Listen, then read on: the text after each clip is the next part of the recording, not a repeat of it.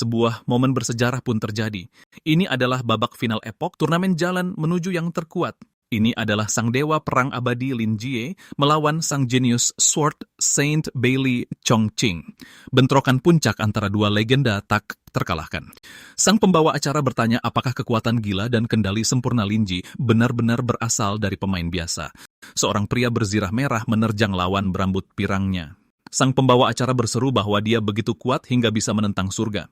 Pria ini adalah Lin Jie, yang dikenal sebagai kaisar pertempuran abadi. Kelasnya adalah berserker, dan dia adalah petarung nomor 1 di epoch. Kendalinya sangat sempurna. Setiap serangannya langsung mengincar titik vital. Dia bergerak bagaikan asura dari neraka. Sistem mengumumkan bahwa pertahanan telah hancur. Pemain yang bertahan adalah Bai Li Changcheng, seorang Sword Saint level 85. Dia menempati peringkat pertama di papan peringkat pendekar pedang. Sang pembawa acara menyatakan bahwa Jia kini memiliki keuntungan besar dan Changcheng tidak punya cara untuk membalas. HP Chung Chung anjlok ke titik kritis. Sang pembawa acara membakar semangat penonton, mengatakan bahwa juara turnamen jalan menuju yang terkuat akan segera ditentukan. Ji berdiri di hadapan Chung Chung. Dia tersenyum dan mengatakan bahwa dia menang kali ini. Dia bahkan mengulurkan tangan untuk membantunya berdiri. Chung Chung tahu dia telah kalah, tapi dia tidak bisa menerimanya. Dia mengerahkan lebih banyak kekuatan. Energi berkumpul di satu titik, lalu meledak keluar. Chung Chung berkata bahwa setelah dia menjadi lebih kuat, semua kerja keras tidak akan ada artinya. Chang Chong mengaktifkan sebuah sistem cheat. JA terpaku melihat apa yang terjadi. Chang Chong menghabiskan 500 yen demi mendapatkan kecepatan super. Masih tertegun, JA menyadari bahwa itu adalah perangkat cheat. Dia menangkis serangan pertama, tetapi serangan berikutnya menghantamnya. Chang Chong menyebut Ji naif karena percaya bahwa kerja keras bisa mengubah takdir. Ji merasakan hawa dingin saat Chang Chong bergerak begitu cepat hingga nyaris tak terlihat. Dalam sekejap, Chang Chong muncul di belakang Ji. Dia menghabiskan 900.000 yen untuk mengaktifkan teleportasi. Lalu dia menggunakan jurus mematikan dalam satu serangan setelah membayar 200.000 yen. Bilah pedang itu menembus punggung Ji. Sistem mengumumkan bahwa dia telah dibunuh oleh Chang Chong. Akun yang kalah akan dihapus secara permanen, dan semua yang mereka bangun akan diserahkan kepada pemenang. JA tak pernah menyangka dia akan kalah seperti ini. Dia bertanya mengapa dia mengkhianatinya. Dia menuntut untuk tahu mengapa dia memilih bermain curang hanya demi menang. Itu menghancurkan janji yang pernah mereka buat. Chung Cheng meminta maaf. Dia berharap mereka bisa menjadi saudara lagi di kehidupan selanjutnya. Sistem memberitahu nggak bahwa dia kehilangan kualifikasi pemainnya, dan sistem mulai memuat ulang. Jai telah kalah dan dia tak bisa menerimanya. Sejak hari dia dilahirkan, dia terus terjebak di dasar masyarakat. Dia tidak punya latar belakang, tanpa uang, tanpa kekuasaan, tapi dia percaya selama dia bekerja keras dan bersikap kejam, dia bisa mengubah segalanya. Dengan kedua tangannya sendiri dia merangkak naik di papan peringkat. Dia hanya selangkah lagi dari puncak, selangkah lagi dari takhta.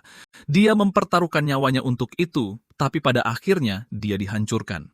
Dia berpikir jika bisa mengulang kembali, dia akan mendaki ke puncak apapun harganya.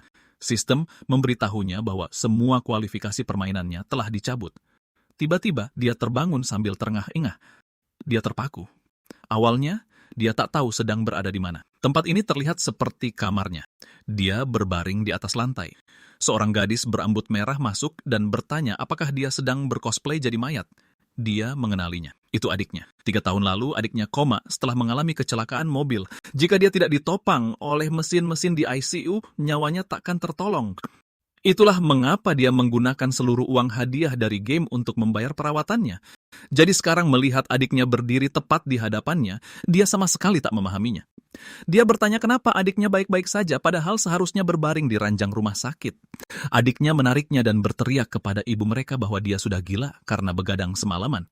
Dia berkata dialah yang berjongkok di depan TV menunggu peluncuran game itu di tengah malam. Mendengar itu, dia segera bertanya tahun, bulan, dan tanggal berapa sekarang. Adiknya memberitahunya bahwa ini adalah hari peluncuran Open Beta Epoch 22 Juni, 5 tahun yang lalu. Saat itulah dia akhirnya sadar. Ini bukanlah mimpi. Dia benar-benar telah dilahirkan kembali. Saat Chongqing mengkhianatinya, dia tidak merasakan apa-apa selain keputusasaan. Dia tak pernah menyangka takdir memberinya kesempatan kedua. Kehidupan dan permainannya telah diulang kembali. Kali ini, dia bersumpah akan berdiri di puncak tertinggi Epoch. Dengan uang hasil kerja paruh waktu selama 3 tahun ditambah 100.000 yang dia pinjam dari rentenir, dia akhirnya bisa membeli helm game dan memulai kembali. Epoch adalah sebuah MMORPG. Seiring berjalannya waktu, game itu berevolusi bersama dengan para pemainnya. Itu memicu kegilaan besar-besaran. Itu adalah dunia tanpa akhir dan penuh misteri, menarik banyak orang dengan realitas virtualnya yang berkualitas tinggi.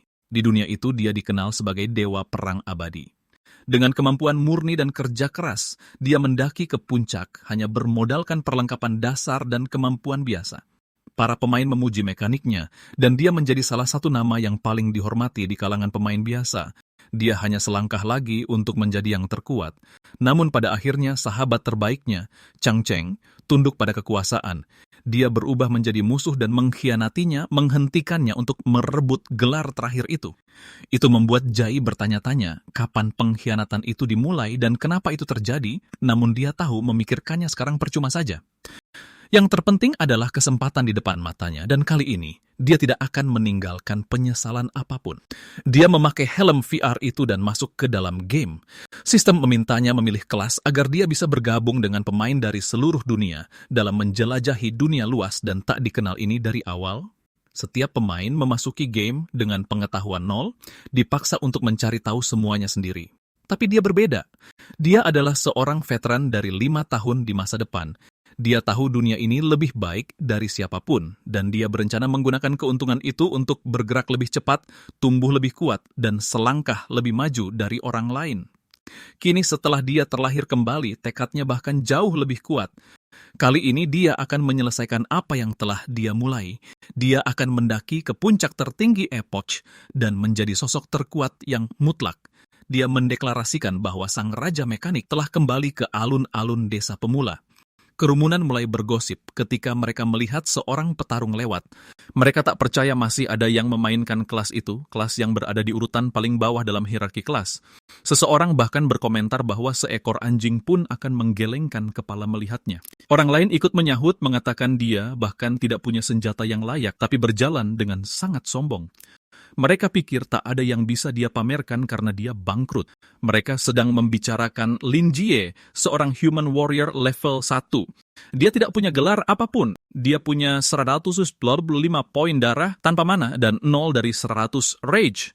Serangannya hanya 1 hingga 4 tanpa senjata. Pertahanan dasarnya 1, kekuatan 5, stamina 5, kelincahan 3, kecerdasan 1, roh 1, dan tekad 3. Willpower terkumpul saat memberikan damage dalam kondisi tersebut, dan itu dibutuhkan untuk memakai skill. Tapi MC kita sama sekali tidak peduli dengan semua ini karena dia tahu hal-hal yang cuma bisa dimanfaatkan olehnya.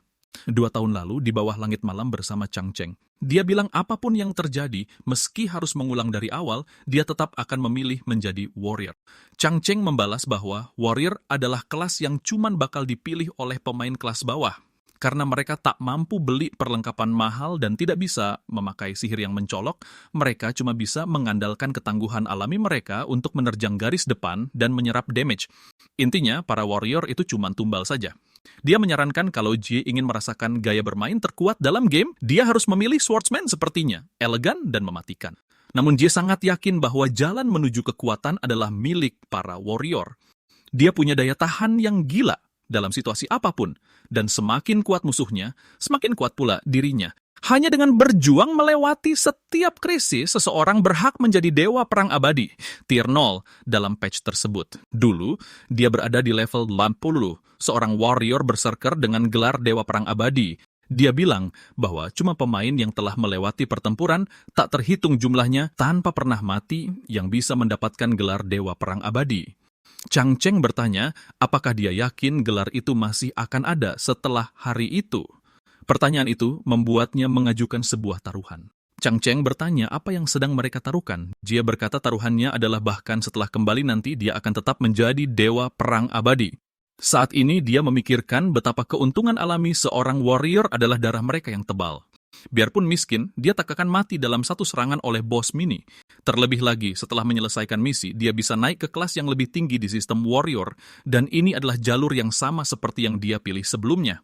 Berserker, sebuah kelas yang mengubah darah menjadi murni kekuatan tempur. Pemain pay to win cuma peduli pada damage tertinggi, atau kelas yang terlihat paling keren. Mage, Swordsman, Hunter, dan Assassin semuanya punya banyak sekali penggemar. Jadi 9 dari 10 party di jalanan hanyalah campuran yang berbeda dari kelas-kelas damage tersebut. Tapi dengan tidak seimbangnya status monster di awal game, dia ragu mereka bisa bertahan, apalagi berdiri diam dan memberikan damage. Di sisi lain, sejak awal para warrior sudah punya keuntungan bertahan hidup yang jelas. Soal kelemahan mereka, dia bisa menutupinya dengan pengetahuannya yang dalam tentang game ini. Sistem tiba-tiba memberitahunya tentang misi baru. Untuk itu, dia harus melapor ke Meltdown. Waktu tersisa 4 menit 59 detik. Jie menghampiri seorang lelaki tua berjanggut panjang. Dia adalah pemandu pemula Outright. Dia tak menyangka akan bertemu lelaki tua itu lagi, jadi dia merasa sedikit bernostalgia. Tiba-tiba, seseorang mengeluh bahwa warrior sampah itu menabraknya. Dia adalah seorang pemain paladin level 2, Balai. Dia memberitahu Ji kalau mau lewat, dia harus membayar 1 koin tembaga. Paladin adalah salah satu kelas pay to win awal yang sangat disukai para pemain. Ini adalah kelas serba bisa yang menyeimbangkan damage, penyembuhan, dan bahkan crowd control. Balai menyeringai dan berkata jika dia tak mau bayar, dia tidak akan bisa lewat. Dia menyadari bahwa baru setengah jam sejak server dibuka, tapi sudah ada yang mencapai level 2. Sepertinya ini celah yang sama seperti yang dibongkar di forum pada kehidupannya yang dulu. Orang-orang ini menghamburkan uang demi membeli paket pengalaman pemula tepat setelah membuat karakter mereka. Mereka menggunakan jarak level di awal untuk menindas yang lemah, terutama dengan memeras uang keamanan. Tapi kenyataannya, mereka tak paham game ini sama sekali dan perlengkapan mereka juga belum memadai. Mereka hanyalah macan kertas. Pilihan terbaik untuk hadiah pemain baru adalah sekantong koin tembaga penuh berisi 10 koin. Sekalipun seseorang membayar 1 koin tembaga sebagai uang keamanan, mereka tetap akan mendapat untung. Tapi dia bertanya untuk apa dia memberikan mereka uang. Balai mengancamnya, mengatakan itu karena dia lebih kuat. Lalu dia menyerang, menyuruh dia menghapus akunnya dan mengulang dari awal. Dia mencengkram tangannya. Balai kaget karena dia tidak bisa mengeluarkan tenaga sedikit pun. Jie berkata bahwa grip amplification adalah bakat bawaan. Bakat itu meningkatkan kekuatan jari sehingga membuat senjata lebih sulit terjatuh begitu kau menggenggamnya. Balai dengan cepat mengaktifkan resistensi disarm. Balai tercengang. Bakat yang disebut-sebut tak berguna untuk menggenggam senjata dengan erat itu, kini malah digunakan untuk melawannya. Jie berkata dengan tenang bahwa itu cuma anggapan orang lain. Baginya, ini adalah bakat terkuat. Balai akhirnya menangis setelah senjatanya dilucuti oleh orang yang bertarung dengan tangan kosong. Jie tahu bahwa bahkan bakat sampah pun bisa digunakan dengan cara yang tak terduga. Grip amplification memungkinkannya menangkis serangan dasar dengan tangan kosong. Efeknya tumbuh semakin kuat seiring bertambahnya kekuatan. Jika kekuatannya lebih tinggi dari lawannya, dia bahkan bisa memicu serangan balik untuk melucuti senjata. Dan karena senjata Balai berhasil dilucuti, itu berarti Paladin level 2 tersebut punya kekuatan yang lebih rendah dari akun baru. Dia sama sekali tak memasukkan poin ke dalam kekuatan yang artinya dia tak tahu cara memainkan game ini. Balai tidak tahu bahwa pada peningkatan bakat di masa depan, grip amplification akan menjadi salah satu bakat terkuat di jajaran kelas warrior. Titan's Grip, bentuk lanjutan dari Grip Amplification, adalah skill tingkat dewa yang sangat terkenal. Skill itu memungkinkan seseorang memegang pedang besar pembunuh naga 2 tangan dengan 1 tangan saja, tapi untuk membukanya harus memilih Grip Amplification saat pembuatan karakter. Para penjaga tiba, dan kerumunan pun bubar dengan cepat. Balai dengan sombong memberitahu Jie bahwa dia pasti tamat sekarang. Karena membuat masalah di zona aman, dia akan dieksekusi di tempat. Dia bahkan bersumpah atas nama cahaya suci bahwa Jie telah menyerang seseorang di depan umum. Jie tahu bahwa para penjaga bersenjata tombak di desa pemula bisa langsung membunuh pemain level 1 atau 2 dalam satu serangan. Dia dengan tenang mengakui bahwa dia memang memukulnya. Balai mendesak para penjaga untuk menghukumnya dengan keras. Tapi Jia menjelaskan bahwa itu adalah bentuk pertahanan diri. Balai membeku. Para penjaga merangsek maju. Dengan panik, dia menyuruh mereka menunggu, mengklaim bahwa dia adalah VIP besar yang telah menghabiskan 100.000. Jie menegaskan bahwa siapapun yang menyerang lebih dulu di zona aman akan dihakimi sebagai penyerang oleh para NPC, dan siapapun yang membalas tak akan dihukum, meskipun mereka menghajar si pemicu masalah hingga babak belur. Para penjaga seketika menyerang Balai. Lalu sebuah notifikasi muncul. Penjaga Paladin tersebut memberikan hadiah 1 koin tembaga kepada Jie. Itu adalah kompensasi untuk korban. GA menyeringai dan memberitahu Balai kalau dia menerima permintaan maafnya. Anak buah Balai sangat murka. GA dengan santai bertanya apakah mereka ingin menjatuhkan beberapa koin tembaga lagi untuknya. Dia bahkan memberi mereka pilihan untuk menyingkir dari jalannya. Mereka kesal, tapi tak punya pilihan selain menyingkir ke samping. G berjalan mendekati lelaki tua itu untuk mengambil hadiah pemulanya. Dia duduk di sebelahnya dan berkata, sudah lama sejak terakhir kali mereka bertemu. Outright tampak bingung dan bertanya apakah dia mengenalnya. Lagi pula, permainan ini baru dirilis 1 hari yang lalu. J berkata bahwa mereka bisa dibilang kenalan lama. Sudah 5 tahun sejak terakhir kali mereka bertemu. Outright mengira dia sedang bercanda, itu tidak masalah. Karena G mengikuti misi dan duduk di depannya, dia memenuhi syarat untuk mendapatkan hadiah pemula. Dia bisa memilih 1 dari 3 pilihan, 10 koin tembaga, 3 ramuan kesehatan dasar, atau pedang besi kasar, item eksklusif untuk prajurit. Orang-orang di sekitar tertawa, mengatakan bahwa orang bodoh manapun pasti akan memilih uang. Pemain kere pasti akan langsung menjual 10 koin tembaga itu. Saat ini, koin itu bisa terjual setidaknya $100 di pasar gelap. Namun di luar dugaan, G memilih pilihan keempat. Dia tahu butuh waktu 3 tahun sebelum ada yang menyadari bahwa misi pemula ini punya pilihan tersembunyi. Kerumunan mengira dia sudah gila. Tidak ada pilihan keempat. Lalu GE berkata, api unggun sebelum fajar akan padam 2 kali. Dengan begitu, dia menjadi orang pertama yang membuka hadiah tersembunyi itu. Outright tercengang. Dia bertanya dari mana G mendengar kata-kata itu. G melanjutkan, saat bulan gelap tenggelam dalam malam abadi, mereka yang terbuang akan melangkah melintasi celah waktu dan kembali. Yang menyala kembali dari abu adalah sisa api dewa-dewa kuno dan fajar era baru. Outright berdiri di sana dengan mulut ternganga, benar-benar syok. Jai lalu mengungkapkan kepada Mino bahwa itu adalah kode rahasia yang pernah diberikan Outright sendiri kepadanya. 5 tahun lalu Jai menerima misi tersembunyi untuk melindungi keluarga Outright. Outright menangis terseduh-seduh sambil berkata dia tidak tahu bagaimana cara membalas budinya. Lagi pula, dia hanyalah NPC pemandu pemula. Dia benar-benar tidak punya hadiah untuk diberikan. Tapi dia memberitahu Jai bahwa jika suatu hari dia butuh bantuan, dia cukup mengucapkan kalimat itu, bahkan jika identitasnya berubah dan sistem membuatnya lupa. Dia akan tetap ingat bahwa Jai adalah penyelamatnya. Outright perlahan menyadari bahwa Jai adalah seseorang yang sangat penting baginya. Sistem kemudian memberitahukan bahwa Jai telah memenuhi syarat untuk misi tersembunyi itu. Karena sudah begitu, Outright memberinya segala yang dia miliki. Terungkap juga bahwa pilihan keempat itu adalah hadiah kembalinya pemain veteran. Di kehidupan masa lalu Jai, dia hanya selangkah lagi untuk menjadi yang terkuat, namun pada akhirnya dia dijatuhkan dengan cara curang. Meski ketidakadilan adalah hal biasa di dunia ini, dia menolak untuk menerimanya. Dia menggunakan batu bakat awal. Itu adalah item terikat unik yang memberikan bakat awal. Kerumunan terkejut melihat batu permata bakat custom itu. Item itu hanya bisa diikat 1 kali per akun di awal mula. Itu bahkan tidak bisa dibeli dengan uang sungguhan. Jika dia ingin menjadi yang terkuat di kehidupan ini, dia harus mendominasi sedari awal. Untuk bakat keduanya, dia memilih sumpah pedang. Misi tersembunyi ini adalah langkah pertamanya dalam mengubah nasibnya. Outright menjelaskan bahwa bakat ini diciptakan oleh dewa pedang legendaris Karsemel. Mereka yang mewarisinya akan menjadi penjaga sumpah pedang, mendapatkan ilmu pedang luar biasa, namun mereka hanya bisa menggunakan pedang seumur hidup mereka. Dia bertanya, apakah G yakin? G menjawab tanpa ragu sedikit pun. Tentu saja, kerumunan itu kebingungan. Mereka tak percaya masih ada yang memilih sumpah pedang. Bagi mereka, hanya orang bodoh yang memilih kelas pedang sebagai bakat kedua saat ini. Mereka mengejeknya, menyebutnya pemula yang masih saja terlihat percaya diri setelah memilih penguasaan senjata kelas paling bawah.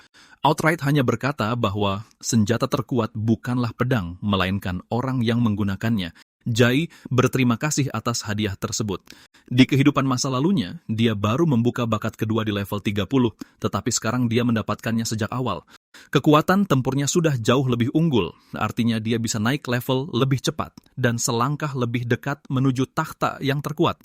Keuntungan pemain bayar untuk menang di awal permainan akan memudar dengan cepat setelah level 5. Kalau mereka ingin mengimbangi, mereka harus terus mengeluarkan uang. Tapi jika seseorang mengandalkan murni keahlian mekanik seperti jahit, pedang besi kasar sekalipun sudah cukup. Pedang tidak memiliki daya hancur mentah seperti kapak. Pedang kurang bisa menekan seperti tombak dan tidak memiliki efek mencolok seperti tongkat sihir. Namun yang tidak disadari orang-orang adalah pedang merupakan satu-satunya senjata yang benar-benar membutuhkan keterampilan. Rencana awalnya sangat sederhana, mulai dengan amplifikasi cengkeraman. Ambil pedang besi kasar dari Outright, lalu pergi dan mulai membantai monster. Namun kali ini dengan memilih hadiah tersembunyi berupa batu bakat awal, dia melewatkan pedang besi kasar itu sepenuhnya. Kini dia berangkat dengan tangan kosong. Dia menyadari semuanya telah berubah. Jika dia membuat pilihan berbeda di kehidupan ini, maka seluruh jalan di depan juga akan berubah, dan mungkin bahkan akhir ceritanya. Sebelum dia bertemu Chongqing lagi, dia tahu satu hal yang pasti. Dia harus menjadi lebih kuat. Dia akan membalikan sepenuhnya akhir dari kehidupan masa lalunya. Sambil berjalan maju, dia melewati seorang pedagang yang menjual senjata dan perlengkapan pemula. Seorang pria berkerudung melangkah mendekat dengan seringai tipis, berkata dia ingin melihat apa yang dijual. Setelah melihat sekilas, dia melempar barang-barang itu ke samping, menyebutnya hanya besi tua belaka. Lalu dia membungkuk dan mengambil sebatang tongkat kayu. Begitu dia memegangnya, panel sistem pun muncul. Itu hanyalah senjata level 1, tongkat kayu biasa yang belum diolah dengan daya serang yang menyedihkan. Metode serangan utama, tongkat kayu adalah memukul, jadi senjata itu diklasifikasikan sebagai gada, namun benda itu juga memiliki tanda tersembunyi sebagai pedang. Saat itulah dia menyadari sesuatu. Sang pedagang panik dan memohon ampun, menjelaskan bahwa dia hanyalah pemain gaya hidup. Dengan gugup, dia menambahkan bahwa jual beli perlengkapan adalah satu-satunya cara baginya untuk mencari nafkah. Pria berkerudung itu mengejeknya, menyebutnya pengecut yang bahkan tidak tahu cara bertarung. Saat dia mengayunkan senjatanya ke bawah, dia tertawa dan menyuruhnya pulang saja ke rumah, bermain masak-masakan. Baginya, pedagang itu hanyalah parasit yang merusak pemandangan. Enggak turun tangan dan berkata bahwa pemain gaya hidup juga adalah pemain. Tidak ada seorang pun yang kastanya lebih tinggi dari yang lain. Tanpa koki yang memasak makanan, alkemis yang meracik ramuan, dan pandai besi yang menempa senjata, sebagian besar pemain tempur bahkan takkan bisa melewati gerbang kota. Dia bertanya berapa harga tongkat kayu itu, dan si pedagang menjawab 1 koin tembaga. Pria berkerudung itu bertanya siapa dia. Ji dengan tenang menyebutkan nama dan kelasnya. Pria itu tertawa terbahak-bahak saat mendengar kata prajurit. Jai menyerahkan koin itu dan sang pedagang dengan penuh rasa syukur berterima kasih kepadanya. Jai tak menampik perasaannya bahwa momen ini begitu tepat pada waktunya. Koin yang dia dapat dari balai menjadi kunci untuk sesuatu yang penting. Pria berkerudung itu mulai kesal karena Jai merusak kesenangannya. Dia berdalih dirinya hanya sedang melakukan perbuatan baik. Jai menunjukkan kenyataan yang sebenarnya, dia itu cuma menindas orang. Pria berkerudung itu menyeringai dan berkata, Jie bahkan tidak sadar kalau dia sudah ditipu. Dia mengejeknya sebagai prajurit, pemula yang tidak tahu apa-apa. Dia terus berbicara, mengatakan tongkat kayu itu benar-benar sampah yang tidak akan dipungut siapapun dari tanah. Dia membentak, menyebutnya bodoh dan mengatakan pedagang itu jelas-jelas penipu. Karena kesal, dia mengumpat bahwa barang itu sangat tidak berharga sampai-sampai dia tidak sudi menginjaknya. Dia bilang, Jie memang pantas ditipu, lalu menyuruh temannya pergi. Temannya itu pun segera mengikutinya. Di setiap desa pemula, toko pandai besi selalu dipenuhi dengan tongkat kayu. Bahkan jika harganya 0, tidak ada yang peduli. Hanya pemula bodoh yang akan membelinya seharga 1 koin tembaga dan mengira itu harga yang murah. Ini menjadi penipuan klasik saat epok pertama kali dirilis, tapi Jie bukan seorang pemula. Dia adalah dewa perang abadi, seseorang yang telah menangani artefak suci yang tak terhitung jumlahnya dengan tangan kosong. Instingnya tidak mungkin salah. Tongkat kayu ini memiliki atribut pedang dan gada. Sistem senjata biasa seharusnya tidak membiarkan tumpang tindih seperti itu, kecuali jika itu adalah artefak suci yang belum teridentifikasi. Meskipun dia belum bisa mengidentifikasinya, menggunakannya sebagai pedang sudah lebih dari cukup. Jie menggunakan tongkat kayu itu. Sebuah jendela status muncul di hadapannya, menampilkan identitasnya sebagai Lin Jie. Pemain yang kembali dan sekarang berada di level 1, seorang prajurit manusia tanpa gelar. Itu menampilkan statusnya 125 poin darah tanpa mana dan sistem amarah di angka 0 dari 100 yang akan terisi melalui pertarungan. Serangannya adalah 2 hingga 5. sedikit meningkat berkat tongkat kayu, sementara pertahanannya tetap pada tingkat dasar. Atributnya juga terdaftar, menunjukkan 5 poin kekuatan dan ketahanan, 1 poin kecerdasan dan jiwa, serta 3 poin kelincahan dan tekad. Ledakan kekuatan tiba-tiba meletus, menyebar di langit seperti retakan gelap yang merobek udara. Kemudian beberapa peringatan sistem muncul, mengumumkan bahwa misi dunia serangan iblis telah dipicu. Semua orang diperintahkan untuk mempertahankan gerbang Meltdown dari iblis yang datang dan melindungi kristal pelindung kota. Jie ingat bahwa Meltdown berada di garis depan utama benua Epoch dan merupakan salah satu daerah yang paling terkena dampak wabah. Hal ini menyebabkan monster level 2 di luar gerbang utara berubah menjadi iblis sangat agresif yang terus bermunculan tanpa henti. Dia ingat bahwa 1 tahun setelah open beta game ini dimulai, Meltdown benar-benar menghilang dari peta. Kemungkinan besar, kota itu dihancurkan oleh pasukan iblis yang sama. Para pemain sangat antusias karena membunuh monster di gerbang utara memberikan pengalaman tinggi, tetapi para penjaga menghentikan mereka. Meskipun situasinya mendesak, mereka tidak ingin pemain pemula bergegas ke gerbang utara hanya untuk mati. Mereka menyarankan semua orang untuk pergi ke 3 gerbang lainnya melawan monster yang lebih lemah dan menaikkan level terlebih dahulu, tetapi Jie mengatakan dia ingin lewat. Penjaga memperingatkannya bahwa setelah dia keluar dari gerbang, dia akan kehilangan semua perlindungan pemula. Dia menjawab bahwa dia mencari lawan yang sepadan bahkan jika mereka lebih kuat. Para penjaga membuka gerbang. Sistem memberitahunya bahwa berkat keberaniannya, reputasinya di Meltdown meningkat sebesar 100. Ini berarti reputasinya telah mencapai tingkat bersahabat. Dia ingat bahwa game ini memiliki aturan tersembunyi yang dirancang untuk mendorong pemain melampaui batas mereka. Jika seorang NPC percaya ada pemain yang menerima tantangan berisiko tinggi, tingkat kesukaan mereka akan meningkat dan membuka misi tersembunyi. Kapten penjaga yang melihat tekadnya menyebutnya petualang pemberani dan meminta bantuannya. Pada saat yang sama, sebuah pesan sistem muncul. Dia telah memicu misi sampingan. Permintaan kapten penjaga. Semuanya berjalan persis seperti yang direncanakan. Dia berhasil membuka misi yang biasanya tidak akan muncul di levelnya. Kapten penjaga menjelaskan bahwa 3 anak buahnya terjebak di camp bos iblis mengerikan bernama Chanter Griffin. Dia memohon pada Jie untuk mengambil tubuh mereka agar bisa dikuburkan dengan layak. Jie berpikir tentang bagaimana mengalahkan musuh di atas levelnya bisa memberikan hadiah bonus. Di saat yang sama, ini bisa menjadi kesempatannya untuk mengubah nasib Meltdown. Dia memberitahu kapten penjaga Lance bahwa yang mereka butuhkan bukan sekadar penguburan. Solusi sebenarnya adalah membunuh sang pembunuh pemula, Chanter Griffin, dan menyelesaikan penjara bawah tanah itu sepenuhnya. Dia tahu bos itu harus dikalahkan oleh seseorang yang berada jauh di bawah level yang dibutuhkan. Karena itu, dia memutuskan untuk menahan levelnya serendah mungkin sebelum menghadapinya. Dia yakin bahwa dengan keahlian dan pemahamannya yang dalam tentang mekanisme bos, dia bisa mengalahkan bos tingkat dewa, bahkan di level 1. Kapten penjaga terkejut, bertanya bagaimana dia bisa tahu namanya. Jie dengan tenang menyatakan bahwa dia akan menyelamatkan para prajurit yang terjebak, mengalahkan Chanter Griffin dan menyelamatkan Meltdown. Dia menyuruh mereka bersiap untuk perayaan. Kapten penjaga menggelengkan kepalanya, mengatakan itu mustahil, kecuali keajaiban terjadi, anak buahnya sama saja sudah mati.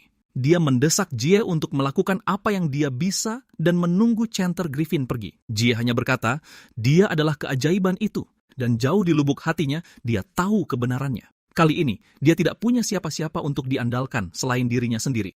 Namun di kehidupan ini, dia akan menggunakan tangannya sendiri untuk mengubah nasibnya. Beberapa saat kemudian, Jie berjalan di sekitar pemakaman. Dia bertanya-tanya apakah pintu masuk desa pemula telah berubah menjadi sungai darah, lalu dia mencium baunya, dan itu membenarkan segalanya. Epoch dirancang dengan tingkat kesulitan yang brutal, seolah-olah pengembangnya punya dendam pada para pemain. Meskipun begitu, hadiahnya sangat tinggi sehingga para pemain di seluruh dunia masih bergegas untuk bersaing. Di kejauhan, para pemain sudah meneriakkan perintah. Tank disuruh maju, sementara healer diperintahkan untuk menahan posisi mereka saat pertempuran dimulai. Sekelompok orang di dekat api, Unggun menyadari mereka kekurangan peran support. Salah satu dari mereka menunjukkan bahwa mereka juga tidak memiliki tank dan memanggil pemain berpengalaman untuk bergabung. Jie tahu bahwa untuk pemain biasa, pilihan paling aman adalah membentuk sebuah party. Seseorang berjalan menghampirinya dan bertanya apakah dia si idiot yang tadi ditipu. Mereka mengejeknya karena masih memegang tongkat kayunya yang berharga. Salah satu dari mereka berdecak dan memanggil yang lain untuk melihatnya. Jie menganggap mereka membosankan. Mereka terus mengolok-oloknya, bertanya apakah dia benar-benar berencana membunuh monster sendirian sebagai prajurit noob. Seseorang tertawa dan berkata dengan perlengkapan sampah seperti itu. Pada akhirnya dia akan memohon untuk bergabung ke dalam party. Yang lain menambahkan bahwa dia hanya prajurit level 1 dengan tongkat kayu dan satu-satunya alasan dia terlihat percaya diri mungkin karena dia pernah digendong pemain lain sebelumnya. Jie dengan tenang berpikir bahwa meskipun membentuk party bisa mengurangi risiko, itu juga akan menurunkan keuntungan. Baginya, berburu sendirian jauh lebih menguntungkan hingga 5 kali lipat labanya dibandingkan jika berada di dalam party. Dan begitu seseorang cukup kuat, party justru menjadi sebuah kerugian. Jie menepis tangan pria itu. Pria itu jatuh terduduk karena terkejut. Jie memperhatikan bahwa meskipun terlihat tangguh, tubuh ksatria itu ternyata sangat rapuh. Dia menduga bahwa ksatria itu telah memilih kelas tipe Retribution sebagai bakat awalnya. Ksatria itu bisa menggunakan api suci dan terlihat kuat pada pandangan pertama. Tetapi sebagai gantinya, dia kehilangan 2 poin kekuatan dan tubuhnya menjadi rapuh seperti kertas. Itu pada dasarnya melepaskan semua hal yang membuat ksatria kuat dalam pertarungan jarak dekat. Jie mendengus dan menyebutnya ksatria api hantu yang cuma bisa bersembunyi di belakang timnya. Baginya, pria itu tidak lebih dari seorang pengecut. Tiba-tiba, sebuah peringatan sistem muncul, memperingatkan bahwa ada iblis yang mendeteksi mereka. Pada saat yang sama, sesosok makhluk bayangan dengan mata merah menyala keluar dari kegelapan dan mengunci target pada mereka. Peringatan lain menunjukkan bahwa agro iblis itu telah tertuju pada Jie. Melihat ini, pria itu langsung melarikan diri. Sambil melarikan diri, dia tertawa dan mengejeknya, mengatakan dia tidak menyangka ini dan bahwa iblis itu akan mengirimnya kembali ke kota secara gratis. Jie langsung mengerti, pria itu sengaja menarik perhatian monster itu dan mengarahkannya padanya. Namun, dibandingkan dengan balai, pria ini setidaknya punya otak. Saat iblis itu menerjang maju, Jie bergerak tanpa ragu. Dia tahu mengalahkan iblis level 2 sendirian tidak akan cukup untuk menaikkan level. Jadi dia memutuskan untuk menggunakannya sebagai pemanasan menuju tujuan aslinya. Melihat dari kejauhan, yang lain merasa bingung, bertanya-tanya kenapa dia tidak lari. Mereka menertawakannya, mengira dia terlalu takut untuk bereaksi. Tatapan Jai menajam saat dia fokus bergumam pelan bahwa dia bisa melihatnya. Maksudnya, dia bisa melihat lintasan serangan yang datang. Saat iblis itu mengayunkan senjatanya, dia menghindar dengan mudah, memicu notifikasi sistem untuk hindaran sempurna. Dia merenung bahwa seorang petarung sejati hanya akan bertambah kuat saat menghadapi kematian. Dengan menempatkan dirinya dalam bahaya, dia bisa mengeluarkan seluruh kekuatan tubuhnya. Dan hanya dengan terus menantang bahaya, dia bisa menjadi yang terkuat di kehidupan kali ini. Dia menyerang monster itu, mendaratkan serangan kritikal -6. Iblis itu mengaum marah. Peringatan sistem muncul menyatakan bahwa iblis itu mengamuk, meningkatkan kekuatan serangannya sebesar 50%. Ksatria itu berteriak panik, memperingatkan bahwa monster itu sedang mengisi serangan dan maju sekarang sama saja dengan bunuh diri. Namun bukannya mundur, Jai dengan tenang berpikir bahwa intensitas saat ini masih belum cukup. Saat serangan datang, dia melangkah lebih dekat, memutuskan bahwa dia harus memacu dirinya lebih jauh. Dia bergerak lebih dekat lagi. Melihat celah yang sempurna, dia bergerak tepat seperti yang direncanakan dan menyerang lagi, memicu serangan kritikal -10. Monster itu melolong kesakitan saat serangan itu menembus tubuhnya. Darah mengucur dari lukanya. Jai terkejut saat serangannya tiba-tiba terputus. Tanpa ragu, dia kembali menerjang dan semakin mempersempit jarak. Dia menyusul tanpa jeda, melepaskan serangkaian serangan beruntun yang cepat. Setiap pukulan mendarat dengan telak, mencabik iblis itu satu persatu, dan tidak memberinya kesempatan untuk pulih.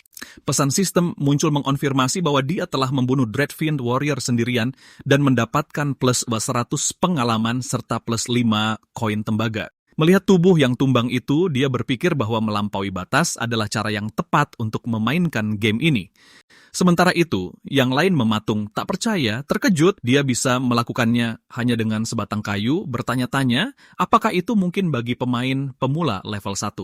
Kasatria itu mencoba memahaminya, meyakinkan dirinya sendiri bahwa itu pasti kebetulan, bahwa setiap pukulan kebetulan saja kritikal. Kalau tidak, dia tidak bisa menjelaskan apa yang baru saja dilihatnya.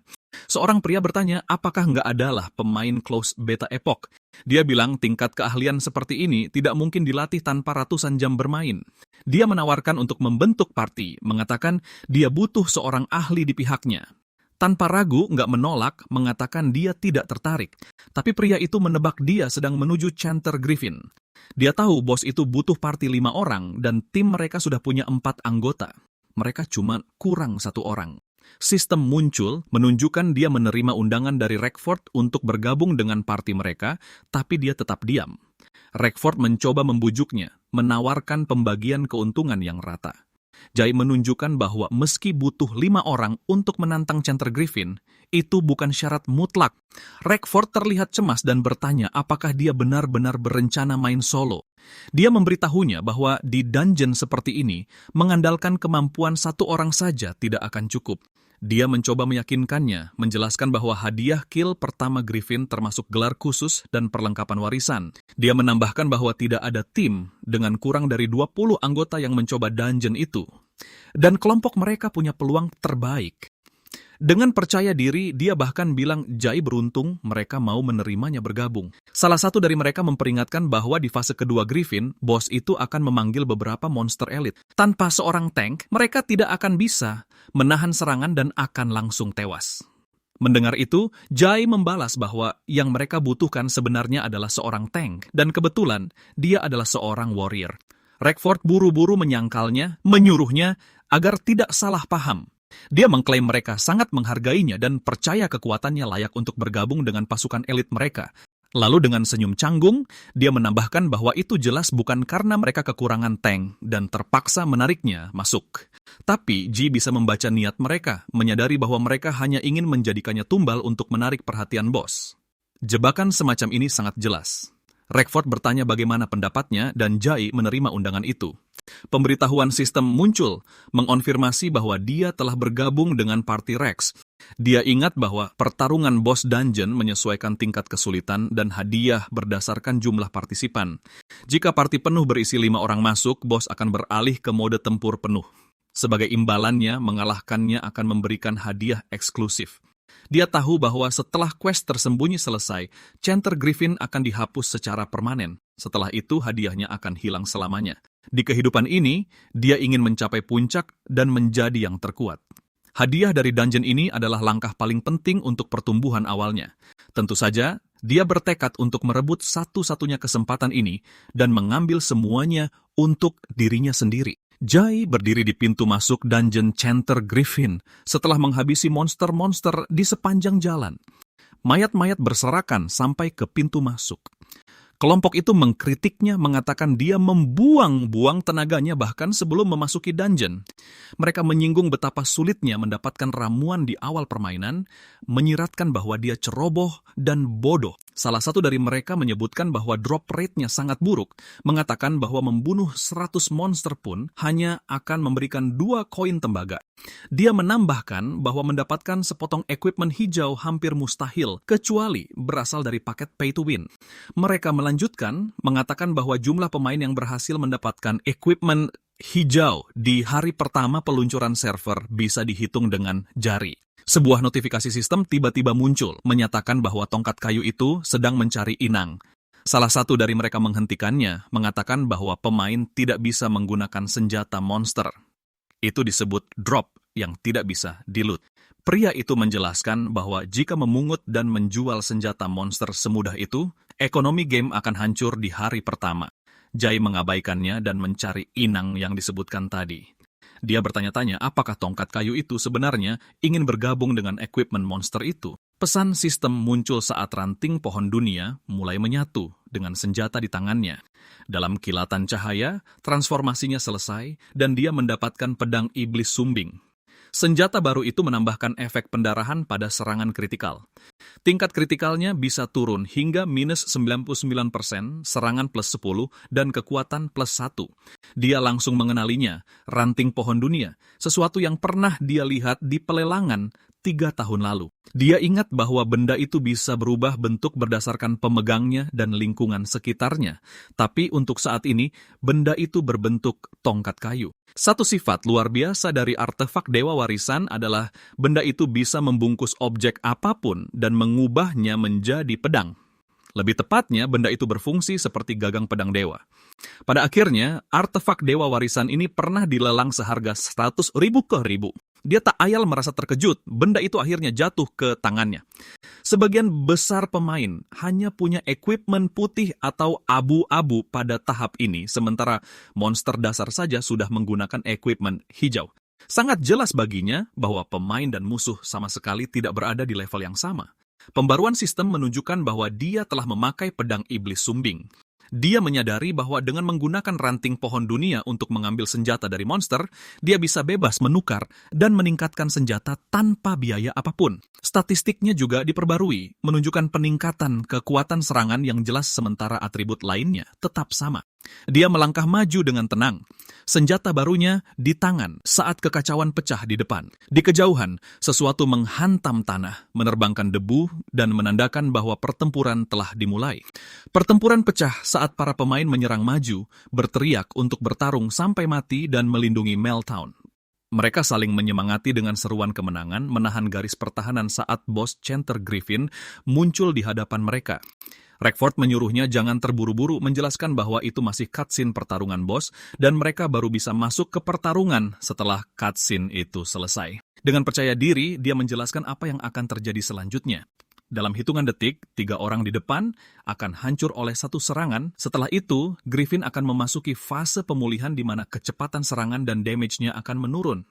Dia mengumpulkan semua orang untuk segera menyerbu bersama-sama.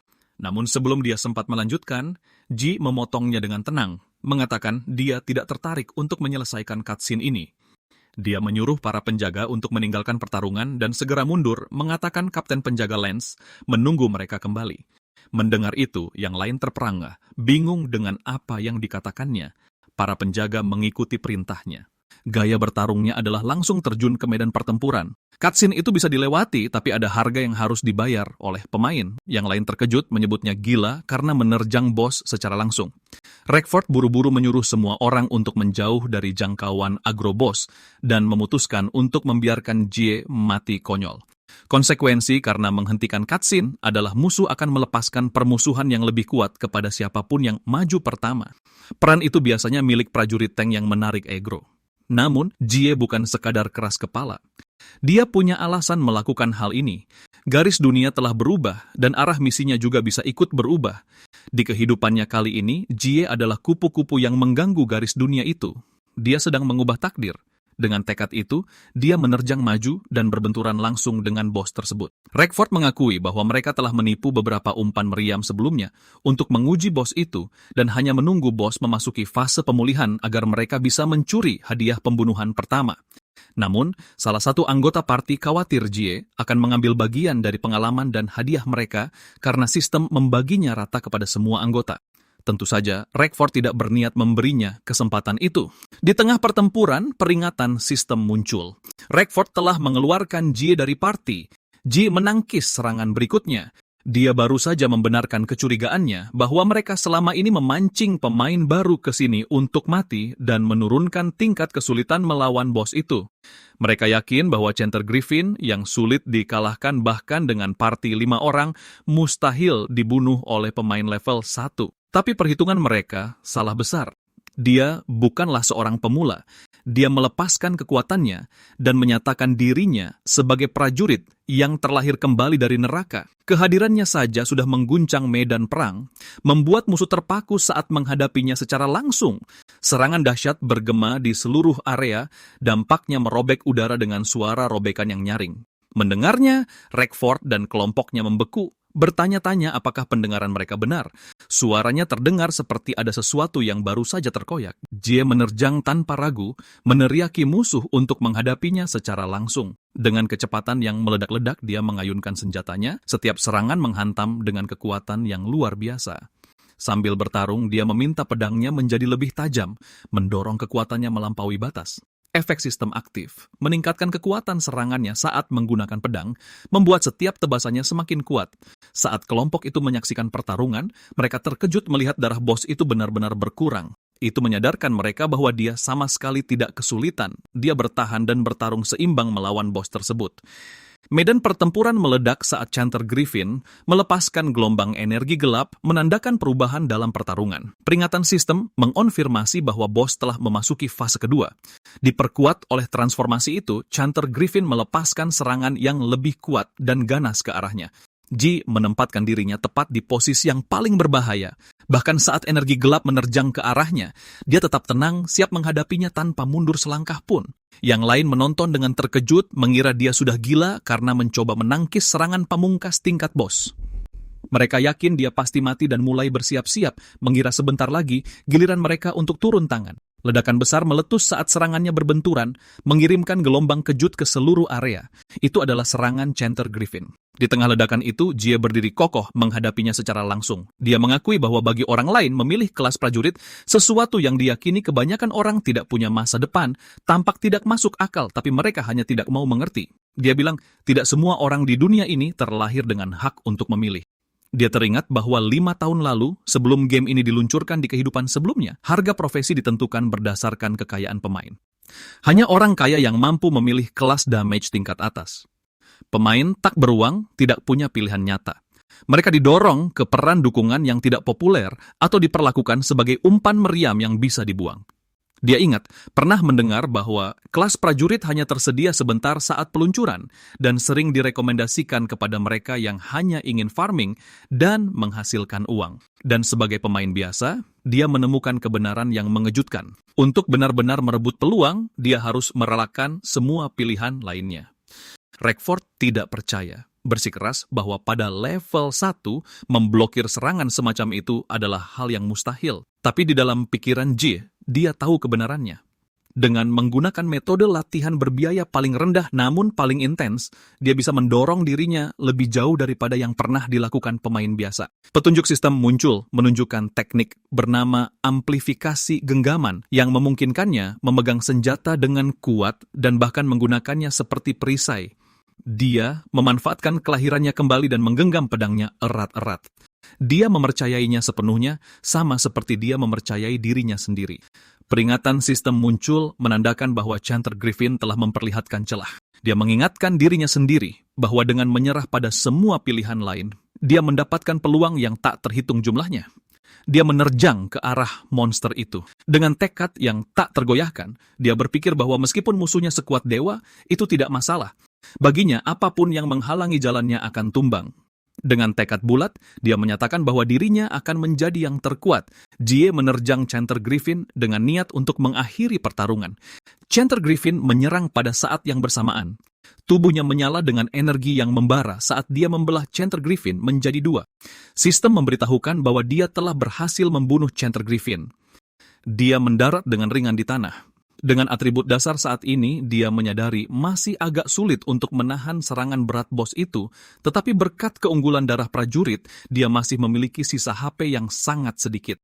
Sistem memberitahukan bahwa dia telah membunuh bos level 5, Chanter Griffin, mendapatkan bonus pengalaman 500% dan 24 350 poin pengalaman. Dia juga mencapai level 2. Jie, seorang prajurit manusia, saat ini tidak memiliki gelar. Darahnya berada di angka 145 poin, tanpa mana dan amarah di angka 0/100. Serangan dasarnya menghasilkan amarah, sementara skill menghabiskannya. Kekuatan serangannya 13 hingga 14, ditingkatkan plus 12 dari perlengkapan, pertahanannya 11. Kekuatan 8 plus 1, kecerdasan 7, ketangkasan 4, konstitusi 1, semangat 1, dan keberuntungan 3. Rackford tidak bisa mempercayai apa yang dilihatnya. Dia tidak bisa menerima bahwa Griffin itu telah dikalahkan, bahkan sebelum memasuki fase keduanya. Sistem mengumumkan bahwa misi berbatas waktu telah selesai dan GE adalah pemain pertama di God's Domain yang membunuh Chanter Griffin. Reputasi Meltdown meningkat 200 dan reputasi pribadinya di sana melampaui 300 karena Chanter Griffin dibunuh oleh pemain yang belum ditingkatkan yang menyelesaikan misi For Whom the Bell Tolls. Bos beserta pasukan iblisnya akan menghilang secara permanen dari Epoch, memulihkan kedamaian di Meltdown. Tubuh Chanter Griffin mulai bersinar terang. Rackford bersikeras bahwa Jih pasti menggunakan bug, menyebutnya sebagai kemenangan yang curang. Dia memerintahkan anggota partinya untuk memungut jarahan di tanah. Dengan alasan karena mereka datang bersama, mereka masih harus mendapatkan sebagian besar barang jatuhan itu meskipun mereka tidak ikut bertarung. Tapi salah satu anggota partinya bilang dia tidak bisa memungut apapun. Sistem memberitahukan bahwa dia tidak memiliki kualifikasi untuk mengambil jarahan. Pria itu panik, bingung mengapa dia tidak bisa mengklaim hadiahnya, menyadari bahwa dia tidak memenuhi persyaratannya. Lalu kebenaran pun menghantam mereka. Chanter Griffin telah dikalahkan sepenuhnya oleh Lin Jie. Terpana, dia menghubungkan semua itu dan menyadari bahwa Lin Jie telah dikeluarkan dari parti tepat sebelum bos itu terbunuh. Rackford berteriak frustrasi, berseru bahwa barang jatuhan itu sudah tidak ada hubungannya dengan mereka lagi. Sebuah item emas muncul, lonceng emas Chanter Griffin, sebuah artefak dewa warisan. Itu memberikan efek perlindungan kuat yang bisa memblokir serangan fatal sekali dan memukul mundur musuh saat hancur. Jie tidak menyangka ukurannya akan sekecil itu. Dia dengan santai mengulurkan tangan dan memanggil jarahan itu ke arahnya. Koin-koin berputar di udara dalam pusaran terang, terbang lurus ke arahnya. Satu orang yang mencoba mengambil jarahan itu mengumpat keras saat dia melihatnya terbang menjauh. Dia mengeluh frustrasi, bertanya-tanya mengapa Jie berhak mengambil semuanya. Rackford berusaha menenangkan Hawk, berkata bahwa itu bukan masalah, bahkan jika Jai mengambil semua hadiahnya. Mereka dengan cepat menyusun rencana baru. Menurut aturan permainan, pemain yang mati akan menjatuhkan semua jarahan yang diperolehnya dalam 24 jam terakhir. Jadi mereka memutuskan untuk membunuh Jai agar hadiah dari Griffon tetap menjadi milik mereka. Hawk ragu-ragu mengingatkan kelompok itu bahwa Jai baru saja mengalahkan Griffin sendirian dan kekuatannya jauh di atas dugaan mereka. Si penembak jitu mengaktifkan keahliannya untuk menilai kondisi Jai dan melihat bahwa darahnya hanya tersisa 3%. Dengan percaya diri, dia menyimpulkan bahwa serangan ringan saja sudah cukup untuk menghabisinya. Rackford menyuruh semuanya untuk beralih ke mode pemain melawan pemain. Mereka berencana membiarkan Ga masuk ke ruang bawah tanah terlebih dahulu, lalu membunuhnya di dalam untuk memastikan dia tidak akan keluar hidup-hidup. Mereka diam-diam bergerak ke belakangnya. Jai sedang memeriksa barang jarahannya. Membunuh bos memberinya 100 koin tembaga dan sejumlah besar bahan alkimia. Harga saat ini untuk satu koin tembaga adalah 12.000 yuan, jadi totalnya adalah 1.200.000 yuan. Dia baru saja mendapatkan harta kekayaan hanya dalam satu hari.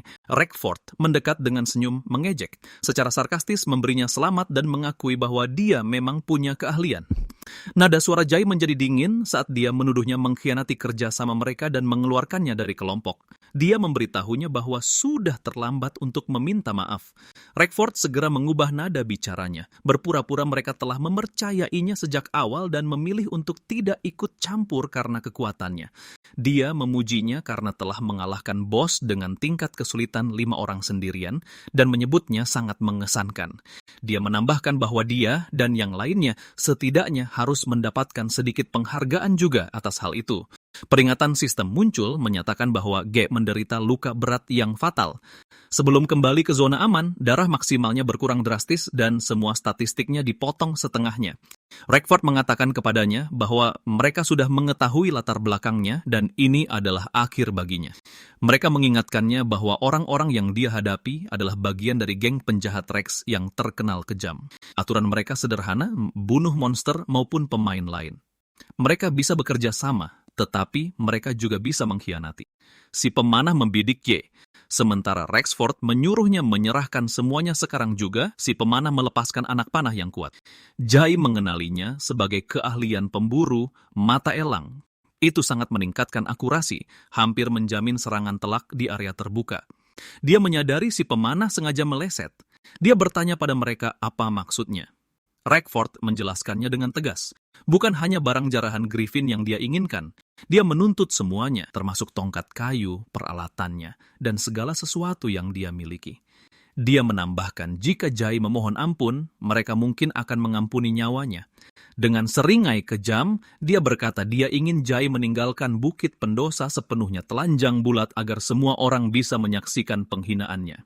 Dia tertawa terbahak-bahak membayangkan Jai sebagai pejuang telanjang, orang miskin yang mengira dia bisa mencapai langit dalam satu lompatan hanya karena dia beruntung dan memicu kelemahan bosnya. Di matanya Jai tidak lebih dari seorang idiot yang merangkak di lapisan paling bawah masyarakat. Karena sudah begini, G tidak berniat membiarkan hal itu terjadi. Baginya, mereka tidak lebih dari rintangan di jalannya untuk menjadi lebih kuat. Dia bilang dia akan melangkahi mereka tanpa pikir panjang dan terus maju. Mereka bahkan tidak pantas untuk diingat. Dia menyeringai, penuh percaya diri, dan menantang mereka untuk menyerangnya jika mereka punya keberanian. Ini tepat seperti yang dia inginkan. Karena dia menolak mereka, mereka pun maju untuk membunuhnya. Si pemanah mengaktifkan mata elang. Jai menggunakan lonceng itu. Benda itu memblokir setiap serangan. Bentrokan itu memicu ledakan dahsyat. Tim Rackford mulai merasa kesal dengan artefak ilahi yang ditinggalkan oleh Chanter Griffin. Hawk bertanya apa fungsi dari lonceng emas itu. Dia bertanya-tanya apakah itu memberikan kekebalan mutlak. Jai menjawab bahwa itu bukanlah kekebalan mutlak. Itu hanya memberinya 1 detik waktu untuk bernapas. Hawk mencibir, bertanya perbedaan apa yang bisa dibuat oleh 1 detik saja. Jai menjawab bahwa meningkatkan sebuah keahlian hanya butuh waktu 1 detik. Setelah itu, dia bisa menghancurkan mereka bertiga sepenuhnya. Sistem memberitahukan bahwa dia menggunakan 1 poin keahlian gratis untuk mempelajari keahlian eksklusif pejuang. Keahlian itu adalah penangguhan kematian. Saat sekarat, dia bisa mengaktifkannya untuk memulihkan sedikit darah. Jika dia berada dalam kondisi ekstrim atau dikelilingi musuh, itu akan memulihkan jumlah HP yang sangat besar. Bahkan itu bisa melebihi batas maksimal darah dari seorang pejuang. Si pemanah terpana saat melihat darahnya pulih sepenuhnya. Mereka tidak mengerti bagaimana dia melakukannya. Dia bahkan menembus batas dari luka beratnya. Jai bertanya, apakah mereka ingin menyaksikan kekuatan dari neraka? Sang penyihir menyuruh timnya untuk tidak panik, menunjukkan bahwa pedang Jai masih tertancap di tanah. Dia memerintahkan mereka untuk memusatkan serangan. Jai menerjang maju. Rackford membeku karena terkejut. Dia baru saja akan mengatakan sesuatu, tapi si pemanah sudah terkena pukulan. Sebuah pukulan kuat membuatnya terpental. Rackford dan penyihir itu terpana melihat betapa cepatnya dia. Ditambah lagi, dia telah membunuh pemanah itu hanya dengan 1 pukulan. Jai mengaktifkan peningkatan genggaman. Saat bertarung dengan tangan kosong, ia mendapatkan peningkatan daya tempur. Rackford berteriak pada Mechi, si penyihir, untuk menggunakan ledakan es demi mengendalikannya. Penyihir itu merapalkan ledakan es yang membekukan Jai di tempat. Kemudian Hawk menyerbu dengan pedang besarnya, berkata bahwa dia sudah lama kesal kepadanya. Tapi G menggeser tubuhnya hanya 1 inci, menyebabkan bilah pedang itu malah menghantam bongkahan es. Benturan tersebut menghancurkan kurungan es itu. Dia menarik kembali tinjunya, dan dengan 1 pukulan, dia melontarkan Hawk jauh-jauh. Mechi tak percaya ledakan esnya gagal menahan Jai. Jai menjelaskan bahwa selama statistik kekuatannya cukup tinggi, dia bisa membebaskan diri dengan paksa. Sihir es tingkat seperti itu tidak lebih dari sekadar mainan anak-anak baginya. Mechi berdalih bahwa dia melihat statistik G berkurang separuhnya akibat luka berat. Dia tidak mengerti bagaimana kekuatannya masih setinggi itu. Kemudian dia menyadari aura pertarungan yang menyelimuti tubuh Jai. Dia menyadari bahwa statistik Jai tidak terlihat berkurang sama sekali. Dia menyuruh si pemanah untuk menggunakan mata elang untuk memeriksa statistik Jai. Jai melangkah maju dan mencengkram tangan Mechi, memberitahunya bahwa itu tidak perlu karena dia sudah mengirim pemanah itu kembali ke titik kebangkitan sejak tadi. Mechi panik, bersikeras ada sesuatu yang tidak beres. Dia menuduh Ji menggunakan program curang, menyebut Ji sebagai peretas. Kata-kata itu memicu kenangan menyakitkan Ji, itu mengingatkannya saat Chongqing mengkhianatinya. Saat itu, Chongqing mendeklarasikan bahwa Ji telah kalah. Ji telah bersumpah dia tidak akan pernah jatuh ke tingkat itu. Jadi, mendengar Mechi mengatakan itu membuat amarahnya mendidih. Dia memutar jari-jari Mechi, memanggilnya bajingan karena menuduh orang lain curang ketika dia sendiri tidak bisa menang. Kewalahan oleh rasa sakit yang tak tertahankan, Mechi memohon ampun. Dia menyatakan menyerah dan berjanji akan meninggalkan geng penjahat Rex jika Jay melepaskannya, tapi semua sudah terlambat. Jay menggunakan pukulan kuat padanya dan menerbangkannya langsung ke sebuah bangunan. Saat Meichi terhempas, dia menembus dan menghancurkan dindingnya. Seseorang melangkah maju dan memberitahu Jay bahwa dia baru saja membuang keuntungan terakhirnya sebagai seorang warrior. Rackford sudah memahami bagaimana Jay menggunakan skillnya untuk mendapatkan keuntungan. Dia tahu bahwa dalam situasi yang tidak menguntungkan, Jay bisa melepaskan ledakan kekuatan, terutama saat dikelilingi banyak musuh. Sistem memberitahukan bahwa kemampuan warrior bernama Last Stand berarti saat dikepung statusnya akan meningkat secara signifikan. Status dikepung membutuhkan setidaknya 3 musuh di sekitarnya untuk bisa aktif. Rackford sangat mengerti hal ini dan sekarang setelah hanya tersisa dia sendiri, Last Stand tidak bisa lagi terpicu.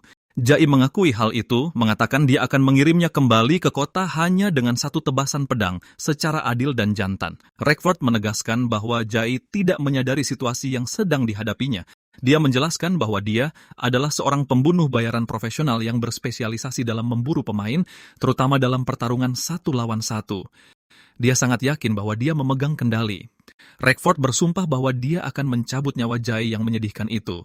Kemampuan Class Killer adalah Weak Point Strike, yang berarti setiap serangan akan menumpuk debuff pada target.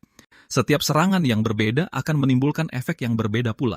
Lengan akan lumpuh, kaki akan pincang, tubuh akan berdarah, dan serangan yang paling berbahaya adalah di kepala, yang bisa menyebabkan kebutaan. Begitu terkena serangan, seorang pemain akan langsung terkubur dalam tumpukan debuff. Rackford mengakui bahwa Jay memang memiliki kemampuan yang hebat. Bahkan saat menggunakan pedang besar yang kaku, kecepatannya masih bisa mengimbangi.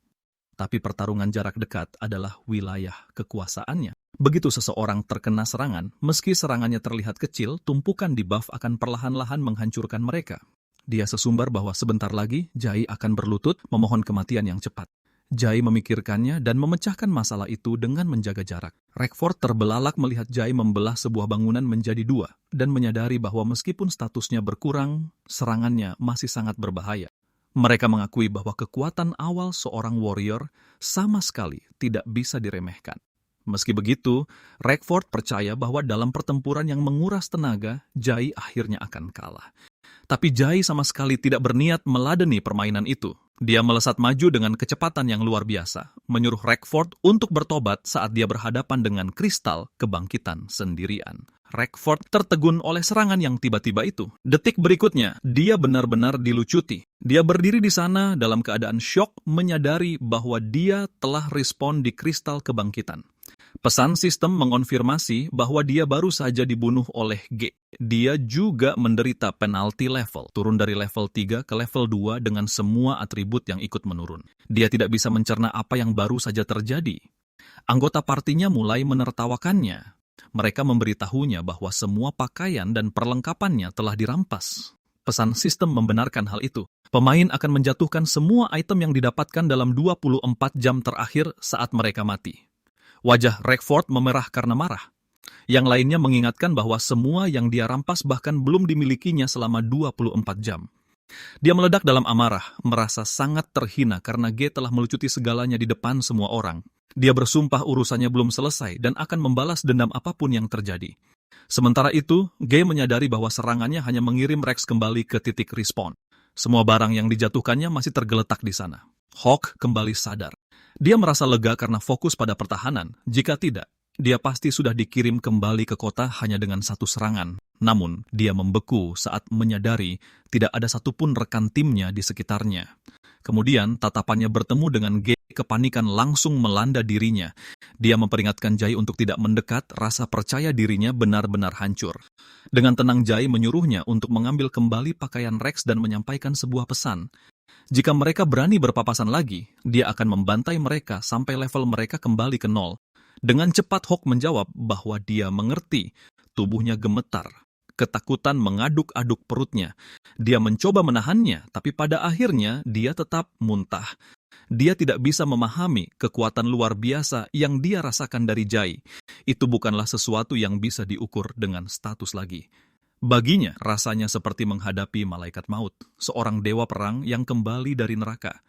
Sistem mengumumkan bahwa dia telah berhasil melawan PvP-KG dari pemain lain, mendapatkan sejumlah besar reputasi. Reputasinya di Meltdown meningkat sebanyak 300. Alhasil, reputasinya mencapai tingkat pengikut, melampaui 600 poin. Dia mendapatkan status khusus di kota.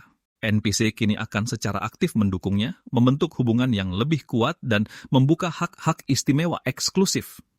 Meskipun dia telah diincar, Jian tahu ini bukanlah suatu kerugian. Baginya, itu adalah pertukaran yang sangat menguntungkan. Setelah semuanya selesai, dia memutuskan untuk kembali ke kota dan beristirahat. G kembali ke kota, dan begitu dia masuk, dia disambut dengan kemegahan yang luar biasa. Para penjaga berbaris di sepanjang jalan di hadapannya, semuanya berlutut memberi hormat. Dia terhenti, bingung dengan apa yang sedang terjadi. Penduduk kota melangkah maju dan menawarinya penghargaan tertinggi Meltdown, sang tuan yang ajaib, Blade of Dawn. Pemberitahuan sistem muncul mengonfirmasi bahwa dia telah mendapatkan gelar legendaris. Para pemain lain tercengang, tidak bisa memahami mengapa NPC membungkuk kepada seorang pemain. Mereka sama sekali tidak tahu apa arti dari gelar Blade of Dawn. Karena penasaran, beberapa bertanya-tanya apakah itu sesuatu yang hanya bisa dibuka oleh pemain dengan bayaran tertinggi dan seberapa mahal itu, tetapi yang lain menunjukkan bahwa bahkan pemain kaya pun belum pernah melihat hal seperti itu. Blade of Dawn adalah gelar yang pernah didengar Jai saat berada di dalam dungeon di kehidupan sebelumnya. 3 tahun yang lalu, dunia masih terjebak dalam malam panjang yang tiada akhir. Segalanya tertelan oleh kegelapan. Dunia ini pernah terjebak dalam zaman malam abadi yang sangat panjang. Monster-monster berkeliaran dengan buas. Api peradaban berkedip-kedip, nyaris tak mampu bertahan. Pada masa itu, seorang ksatria manusia legendaris muncul. Hanya dengan pedang besar di tangannya, dia menjadi sosok yang membawa cahaya pertama ke dalam kegelapan yang tak berujung. Sejak saat itu, dia menjadi simbol penakluk malam. Dia memimpin pasukan sekutu dari setiap faksi ke dalam pertempuran terakhir di jam paling gelap sebelum fajar. Pada akhirnya, dia membawa dunia baru ke dalam cahaya. Sosoknya yang tanpa nama berdiri di tepi tebing dengan cahaya pagi bersinar di belakangnya. Dengan pedangnya yang bersinar terang layaknya matahari terbit, dia mengangkatnya tinggi-tinggi. Gelar Blade of Dawn ditujukan bagi mereka yang cukup berani untuk berdiri melawan kejahatan. Jai teringat bahwa sebelum game dirilis, ada 8 gelar warisan yang sangat dipromosikan. Masing-masing mewakili pahlawan legendaris dari sejarah epok. Para pengembang telah memberi isyarat bahwa ini bukan sekadar cerita latar.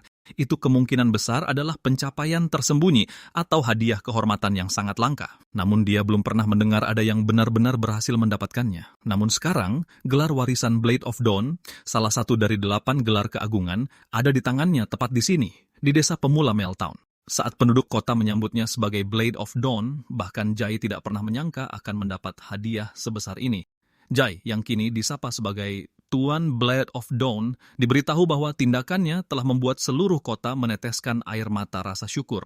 Seorang penjaga memberitahunya bahwa wali kota Oliver Green ingin mengadakan jamuan penyambutan secara pribadi untuk menghormatinya.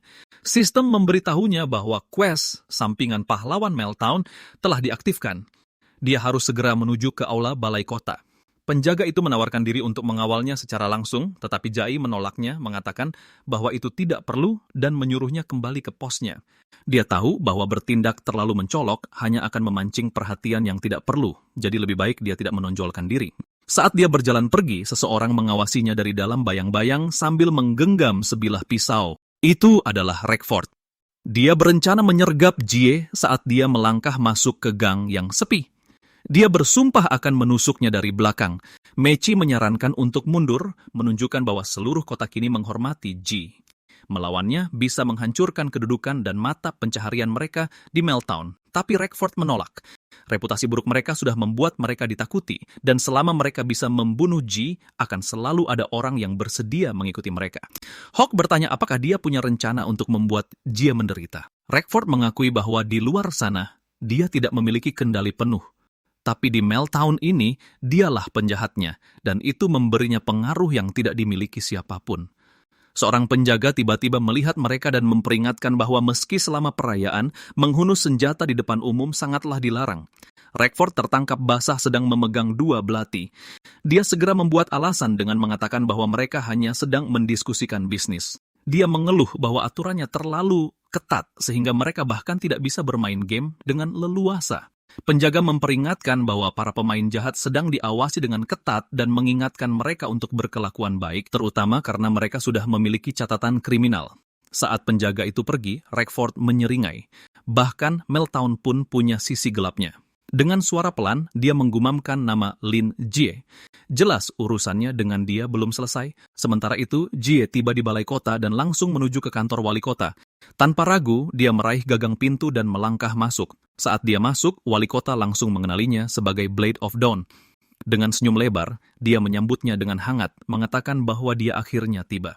Wali kota berterima kasih dengan tulus kepadanya, mengatakan bahwa mimpi buruk yang menghantui kota selama bertahun-tahun akhirnya berakhir. Dia merasa lega karena Chanter Griffin telah benar-benar dimusnahkan. Dia memuji tindakan Jie, mengatakan bahwa dia tidak hanya menyelamatkan kota, tapi juga nyawa yang tak terhitung jumlahnya. Baginya, ini adalah pencapaian bersejarah, sesuatu yang patut dikenang.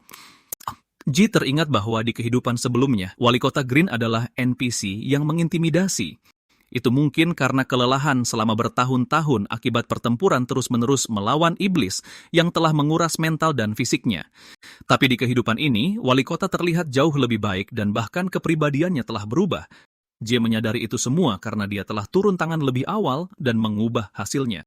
Untuk menghormati keberanian dan kebaikannya, wali kota membuat proposal resmi atas nama penduduk kota. Mereka berencana membangun patung emas dirinya di alun-alun pusat agar semua orang yang datang ke Meltdown mengetahui legendanya, dan melaluinya, mereka akan merasakan pancaran dari Blade of Dawn. Jie berterima kasih kepadanya, tapi mengatakan bahwa pengakuan semacam itu tidak ada artinya baginya. Dia tahu bahwa kehidupan pemain lain tidak akan benar-benar berubah hanya karena patung seorang pemula muncul. Sebagai gantinya, dia mengajukan proposal yang berbeda. Wali kota langsung setuju dan bahkan menawarkan apa saja sebagai imbalan, emas, gelar bangsawan, atau hadiah apapun yang sepadan dengan pencapaiannya. Jie menjelaskan bahwa karena ancaman Griffin telah tiada, dana militer dan sumber daya yang disiapkan untuk melawannya harus digunakan dengan cara yang lebih praktis untuk memberi manfaat bagi semua orang. Dia menyarankan dua hal. Pertama, menerapkan pengurangan pajak jangka panjang bagi para petualang di tempat perdagangan kota. Ini akan menurunkan biaya perkembangan untuk pemain baru dan menjadikan Meltdown sebagai titik awal yang lebih ramah. Kedua, memperkuat keamanan dan pasukan patroli kota untuk mencegah ancaman di masa depan, memastikan penduduk dan pelancong bisa hidup damai. Wali kota sangat tersentuh. Tidak seperti orang lain yang mengejar ketenaran dan kekuasaan, Jie benar-benar peduli pada semua orang. Terkesan dengan pandangannya yang jauh ke depan, wali kota langsung setuju dan berjanji akan segera melaksanakan rencana itu. Tiba-tiba, sebuah pengumuman sistem bergema di seluruh kota. Sejak saat itu, tarif pajak untuk semua perdagangan di Meltdown antara pemain, NPC, dan keduanya dikurangi secara permanen sebesar 50%. Ini adalah hadiah atas kontribusi luar biasa dari seorang pahlawan pemula. Kota itu meledak dalam kegembiraan. Para pemain tercengang saat mengetahui bahwa pajak telah dipotong setengahnya. Beberapa orang berpikir hanya pemain kaya yang bisa memicu perubahan seperti itu. Yang lainnya merasa sangat lega. Mereka akhirnya mampu membeli barang-barang dasar seperti ramuan. Suara-suara penuh syukur memenuhi jalanan, memuji Meltdown dan berterima kasih kepada siapapun yang mewujudkannya. Melihat ini, wali kota menjadi emosional. Dia mengatakan bahwa Jie benar-benar telah membawa cahaya fajar ke kota dan memenangkan hati semua orang. Sebagai tanda terima kasih pribadi, wali kota menyerahkan sebuah kunci kepada Jie. Itu adalah kunci untuk sebuah rumah 2 lantai yang kosong di pinggiran kota. Dia menjelaskan bahwa meskipun sederhana, lokasinya damai dan menghadap ke ladang kincir angin. Dia kemudian memberinya kunci kuningan beserta sertifikat tanah yang secara resmi menyerahkan properti itu kepadanya. Dengan tulus, dia memintanya untuk menerima itu sebagai hadiah. Atas namanya sebagai wali kota, dia mengundang Jie untuk menetap di Meltdown dan menjadikannya rumah sejatinya. Jie tercengang. Sistem memberitahunya bahwa dia telah mendapatkan properti independen milik pemain yang pertama di Epoch.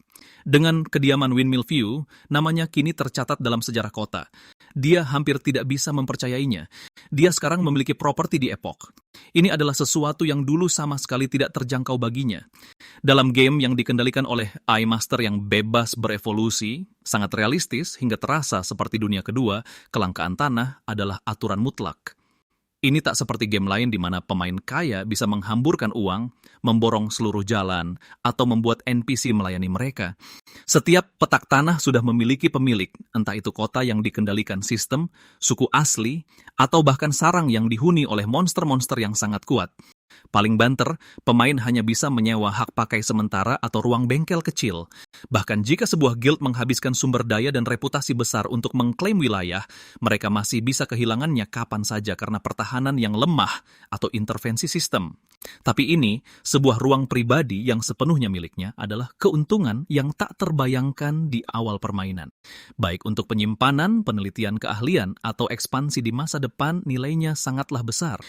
Jie berterima kasih kepada wali kota Green dengan tulus, mengatakan bahwa dia sangat menghargai hadiah itu.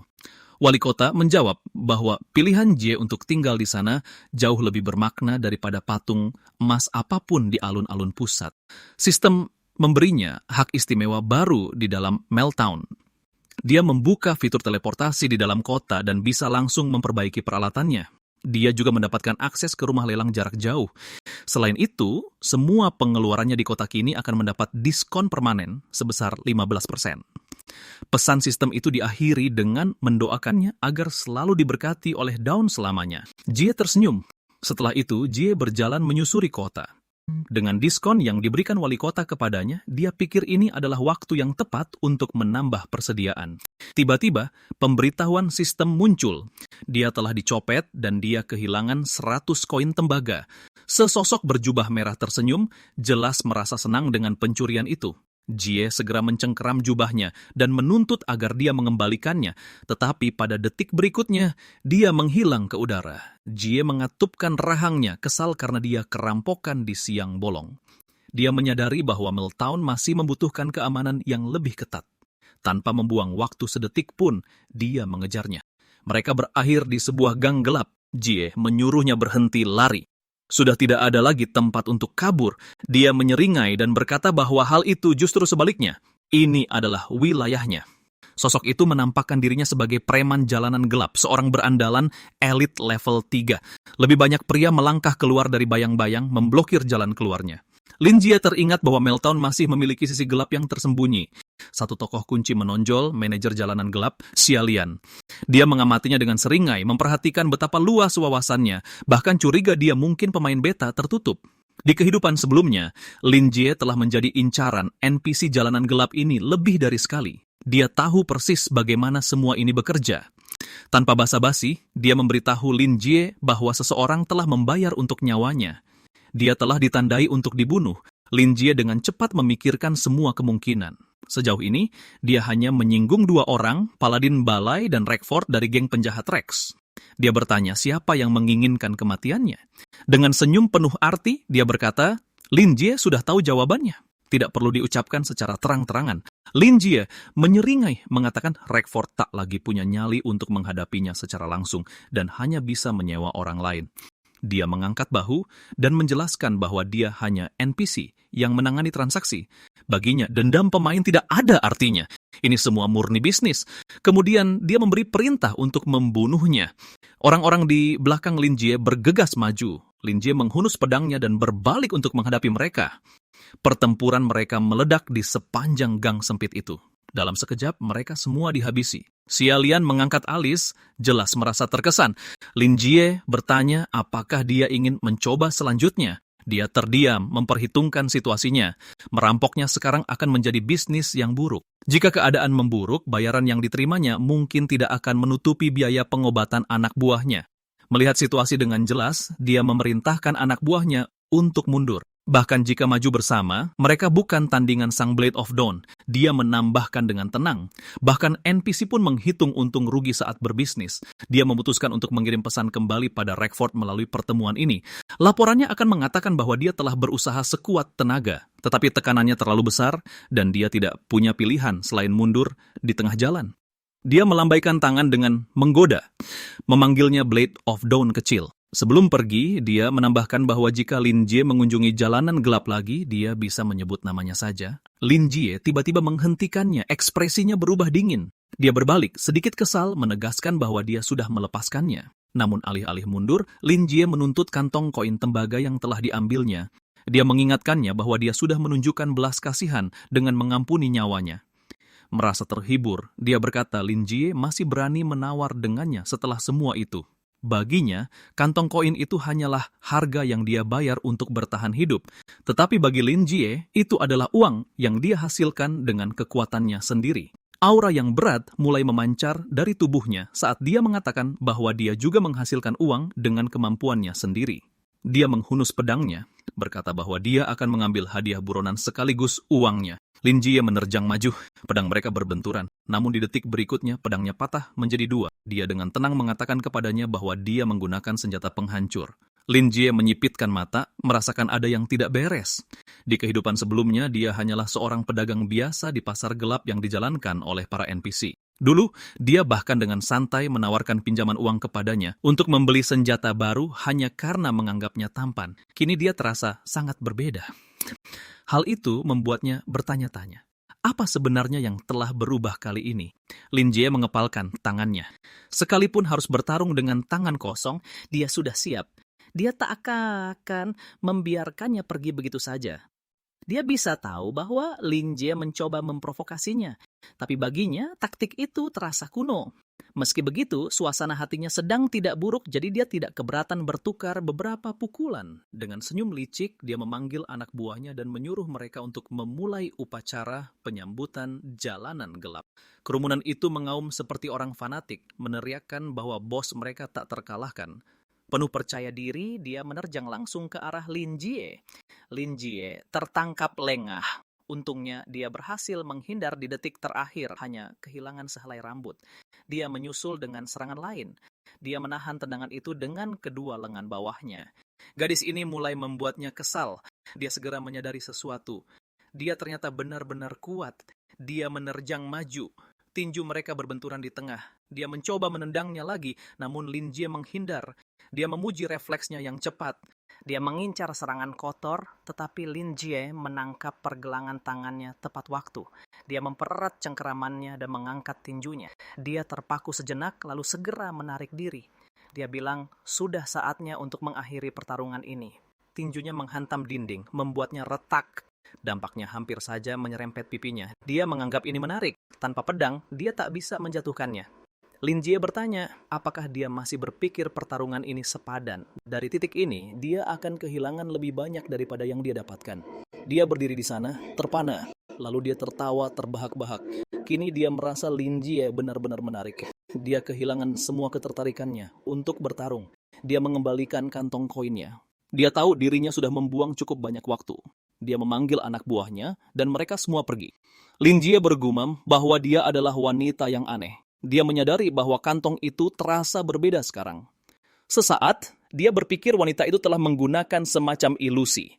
Lalu dia melihat ke dalam dan terpaku. Ada sebuah bola mata. Bersamaan dengan itu, ada pesan darinya.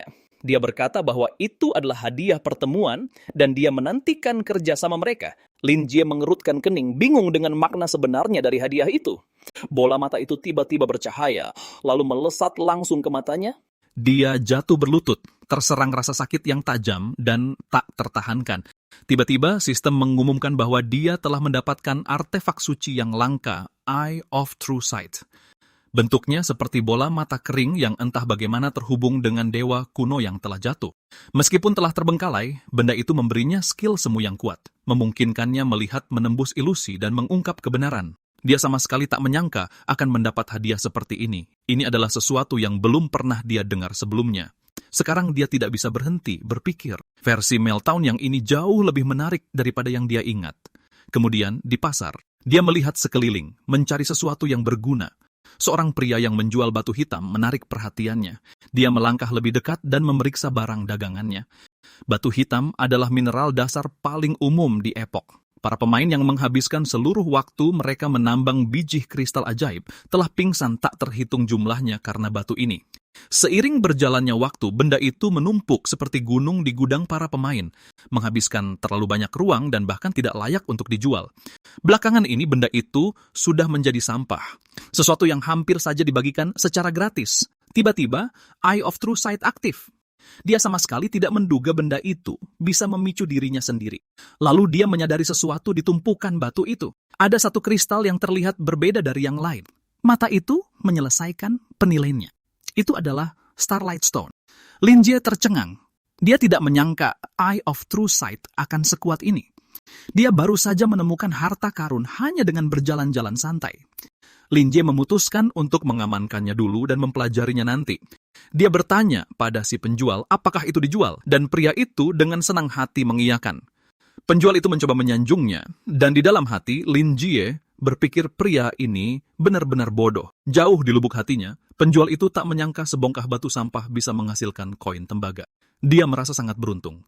Lin Jie menghancurkan permata itu dan mendapatkan Starlight Stone tanpa api. Di balik penyamaran luarnya, ini adalah sesuatu yang tak bisa dideteksi oleh penilaian biasa sama sekali. Dia tak terkejut jika benda ini disangka batu rongsokan tak berharga dan dibuang layaknya sampah. Tapi sekarang dia tahu, jika dia menjualnya langsung ke NPC, nilainya akan jauh lebih dari 100 koin tembaga. Dia teringat bahwa Starlight Stone memiliki kegunaan khusus lainnya. Saat dibongkar, batu itu bisa berubah menjadi material langka untuk alkimia. Dia ingin memaksimalkan nilainya, jadi dia memutuskan untuk mencoba alkimia. Di dunia epok, pemain menikmati banyak kebebasan saat memilih profesi gaya hidup.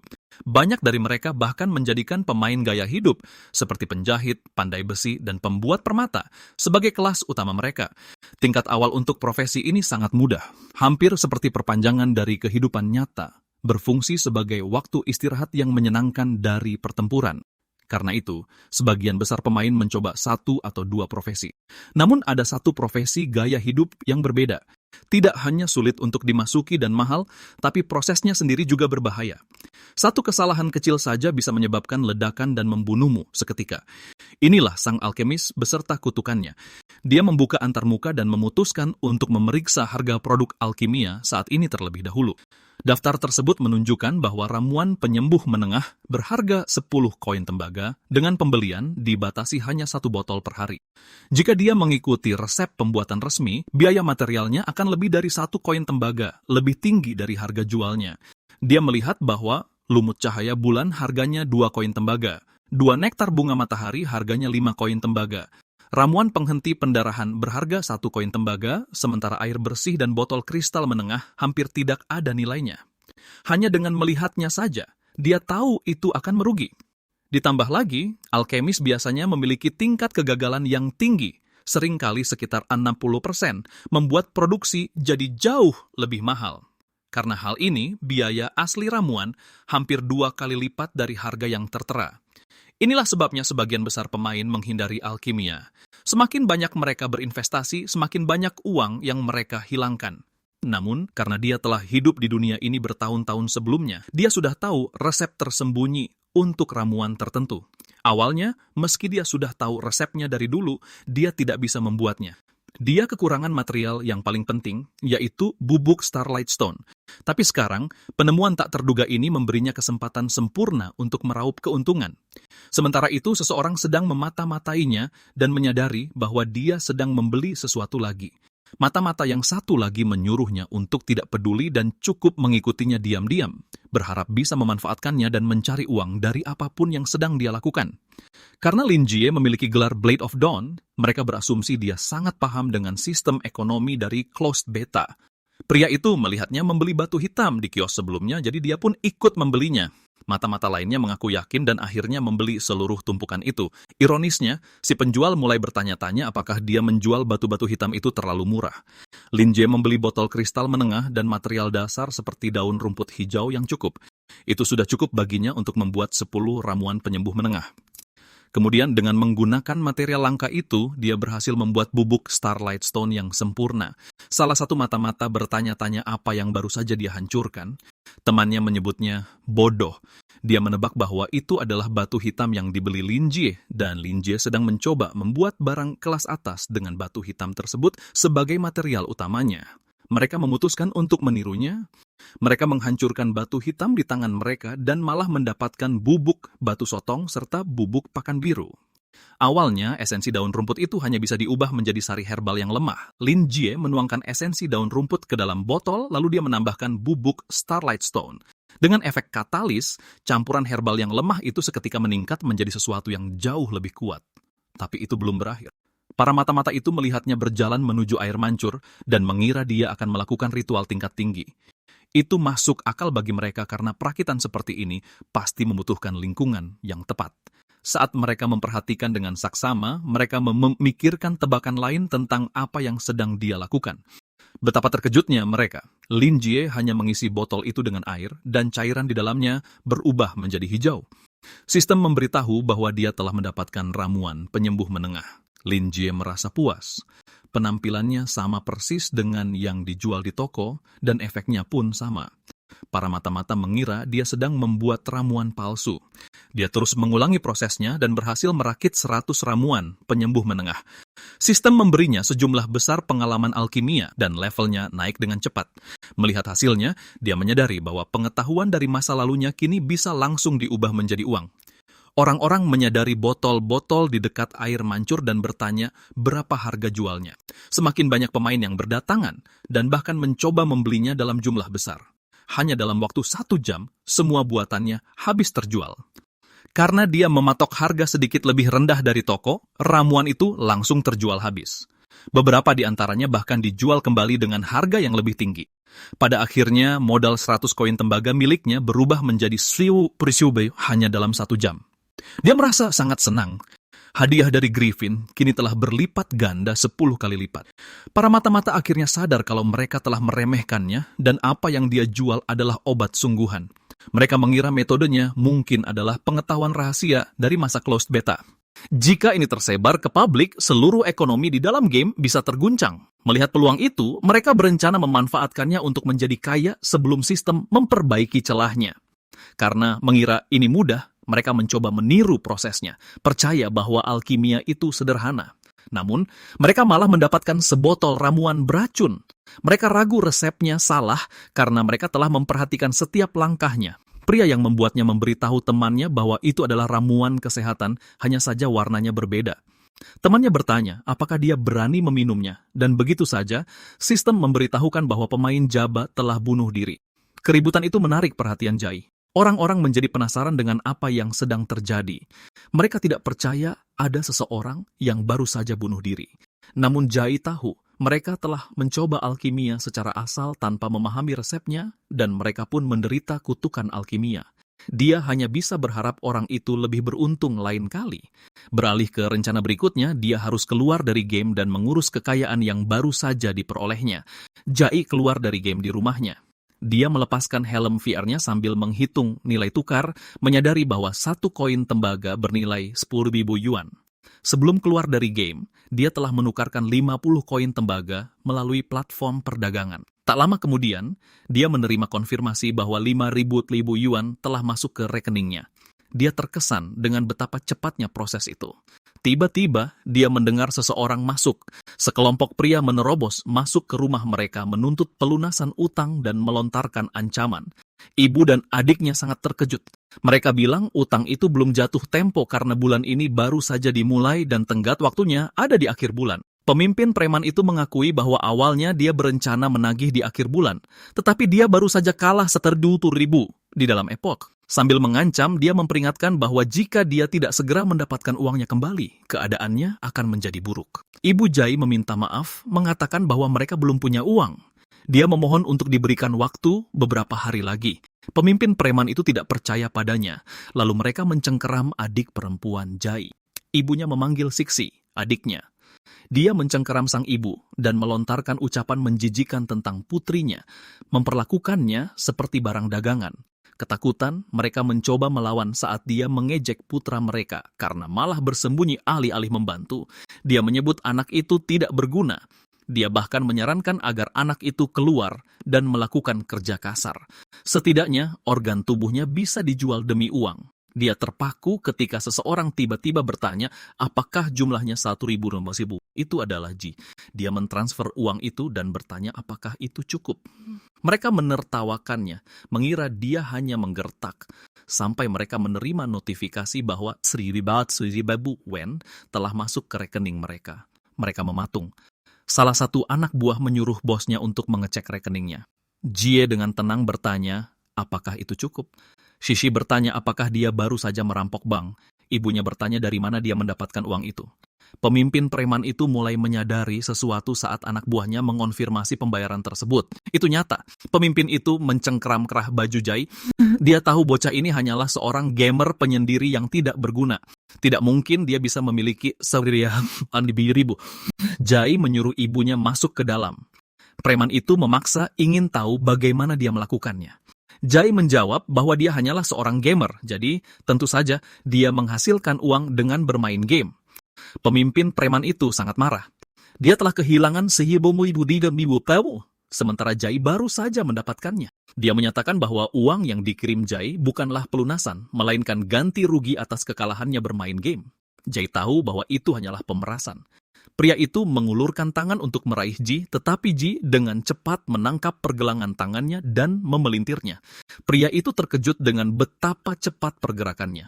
Jie berkata bahwa dia tidak hanya pandai bermain game, dia memelintir lengan pria itu lebih keras dan membuatnya menjerit.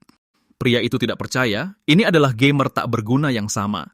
Jai dengan tenang berkata bahwa dia 100% adalah orang itu. Pria-pria lainnya mulai gelisah, tetapi bos mereka menyuruh mereka untuk tidak bergerak. Dia sudah gemetar saat memohon kepada Jai untuk menyelesaikan ini dengan damai. Jai merasa muak mendengar pria itu memanggilnya saudara. Pria itu menyadari auranya yang sangat mengintimidasi. Baginya, itu terasa seperti roh jahat yang kembali dari neraka. Jai bertanya apakah dia masih ingin memerasnya. Pria itu dengan cepat mengatakan bahwa ini semua salah paham dan dia hanya mencoba mencari nafkah. Dia menambahkan bahwa tidak perlu memperburuk keadaan. Karena Jai sudah membayar, mereka tidak punya alasan untuk membuat masalah. Jadi dia memohon untuk dilepaskan. Dia bertanya kepada anak buahnya apakah mereka setuju. Tentu saja, mereka mengikuti bos mereka. Ji menyuruh mereka keluar dari rumahnya segera. Mereka bergegas keluar tanpa ragu-ragu. Zixi dan ibunya melihat mereka pergi. Zixi bahkan berteriak pada mereka, mengatakan bahwa mereka tidak sopan, dan jika dia melihat mereka lagi, dia akan menghajar mereka. Pria-pria itu dengan cepat membalas bahwa mereka tidak berani untuk kembali. Lalu Zixi menoleh ke arah kakaknya dan meminta penjelasan. Ji bingung dan bertanya, apa yang perlu dia jelaskan? Dia mengatakan bahwa seorang jutawan tiba-tiba muncul di rumah mereka. Hal itu membuatnya gugup. Dia bertanya-tanya bagaimana cara menjelaskan semuanya tanpa membuat keluarganya khawatir. Jai merenungkan betapa menyenangkannya bisa terlahir kembali. Kali ini adik perempuannya hidup dan sehat. Di kehidupan masa lalunya, ayahnya meninggal dan adiknya sangat sakit meninggalkan keluarganya dengan utang yang sangat besar. Dia harus memikul beban seluruh keluarga. Dia berkeliling sambil membawa resumenya. Orang-orang menyuruhnya pulang dan menunggu jika ada kesempatan. Pada masa itu, pekerjaan sulit dicari, dan hidup sebagai orang biasa sangatlah berat. Dia berjuang untuk mendapatkan pekerjaan yang stabil, dan nyaris tidak bisa bertahan hidup. Sampai suatu hari, dia melewati sebuah maskot yang mengajak orang-orang bermain epok. Mereka mengatakan itu adalah dunia tanpa akhir, penuh dengan hal yang tidak diketahui serta kekayaan tak terhitung jumlahnya yang menunggu untuk ditemukan para pemain. Dia bahkan bisa menghasilkan uang hanya dengan bermain game. Dan itulah alasan sebenarnya mengapa dia mulai bermain. Dia sedikit malu untuk mengakuinya. Dia saat itu hanyalah seorang prajurit pemula. Lalu seorang pemimpin kelompok pencari emas mendekatinya karena mereka butuh seseorang yang tidak takut mati. Mereka memberitahunya bahwa setiap putaran akan dibayar 2 koin tembaga. Dia tidak ragu dan langsung menerimanya. Setiap pertarungan yang dia masuki terasa seperti dia selangkah lagi dari kematian. Namun selama dia masih hidup, dia bisa menghasilkan uang. Pemimpin itu segera menyadari bahwa Jie sulit untuk dibunuh. Dia menekankan bahwa Jie selalu bertahan hidup hingga akhir. Bagi yang lain itu terlihat mencurigakan, seolah-olah dia curang. Jie tidak mengatakan apa-apa. Melihat usahanya, pemimpin itu memberinya 1 koin tembaga ekstra. Dia menyuruhnya untuk terus bekerja keras dan mendukung mereka. Jie merasa kesal. Dengan terus menghadapi pertarungan hidup dan mati, keterampilan bertarungnya perlahan meningkat. Seiring waktu, dia menjadi cukup kuat untuk bertahan hidup sendiri, bahkan mengalahkan bos sendirian saat dibutuhkan. Saat dia menjadi lebih kuat, dia membentuk keyakinan baru. Dia sadar bahwa menjadi yang terkuat tidak hanya butuh uang, tapi kemampuan dan teknik murni bisa mewujudkannya. Dengan pola pikir itu, dia memilih jalan untuk menjadi yang terkuat. Itu juga membuatnya bisa mencari uang sambil melindungi orang yang paling penting baginya. Dia bertekad untuk menjadi yang terkuat. Kemudian dalam perjalanannya, dia bertemu dengan saudara baik yang bertarung di sisinya dan memiliki tujuan yang sama. Dia adalah Bai Li Changcheng. Mereka sepakat untuk menjadi yang terkuat di jalan mereka masing-masing hanya mengandalkan kekuatan sendiri, dan kemudian mereka berduel untuk melihat siapa yang lebih hebat. Orang-orang membicarakan Jie, yang dikenal sebagai dewa perang abadi.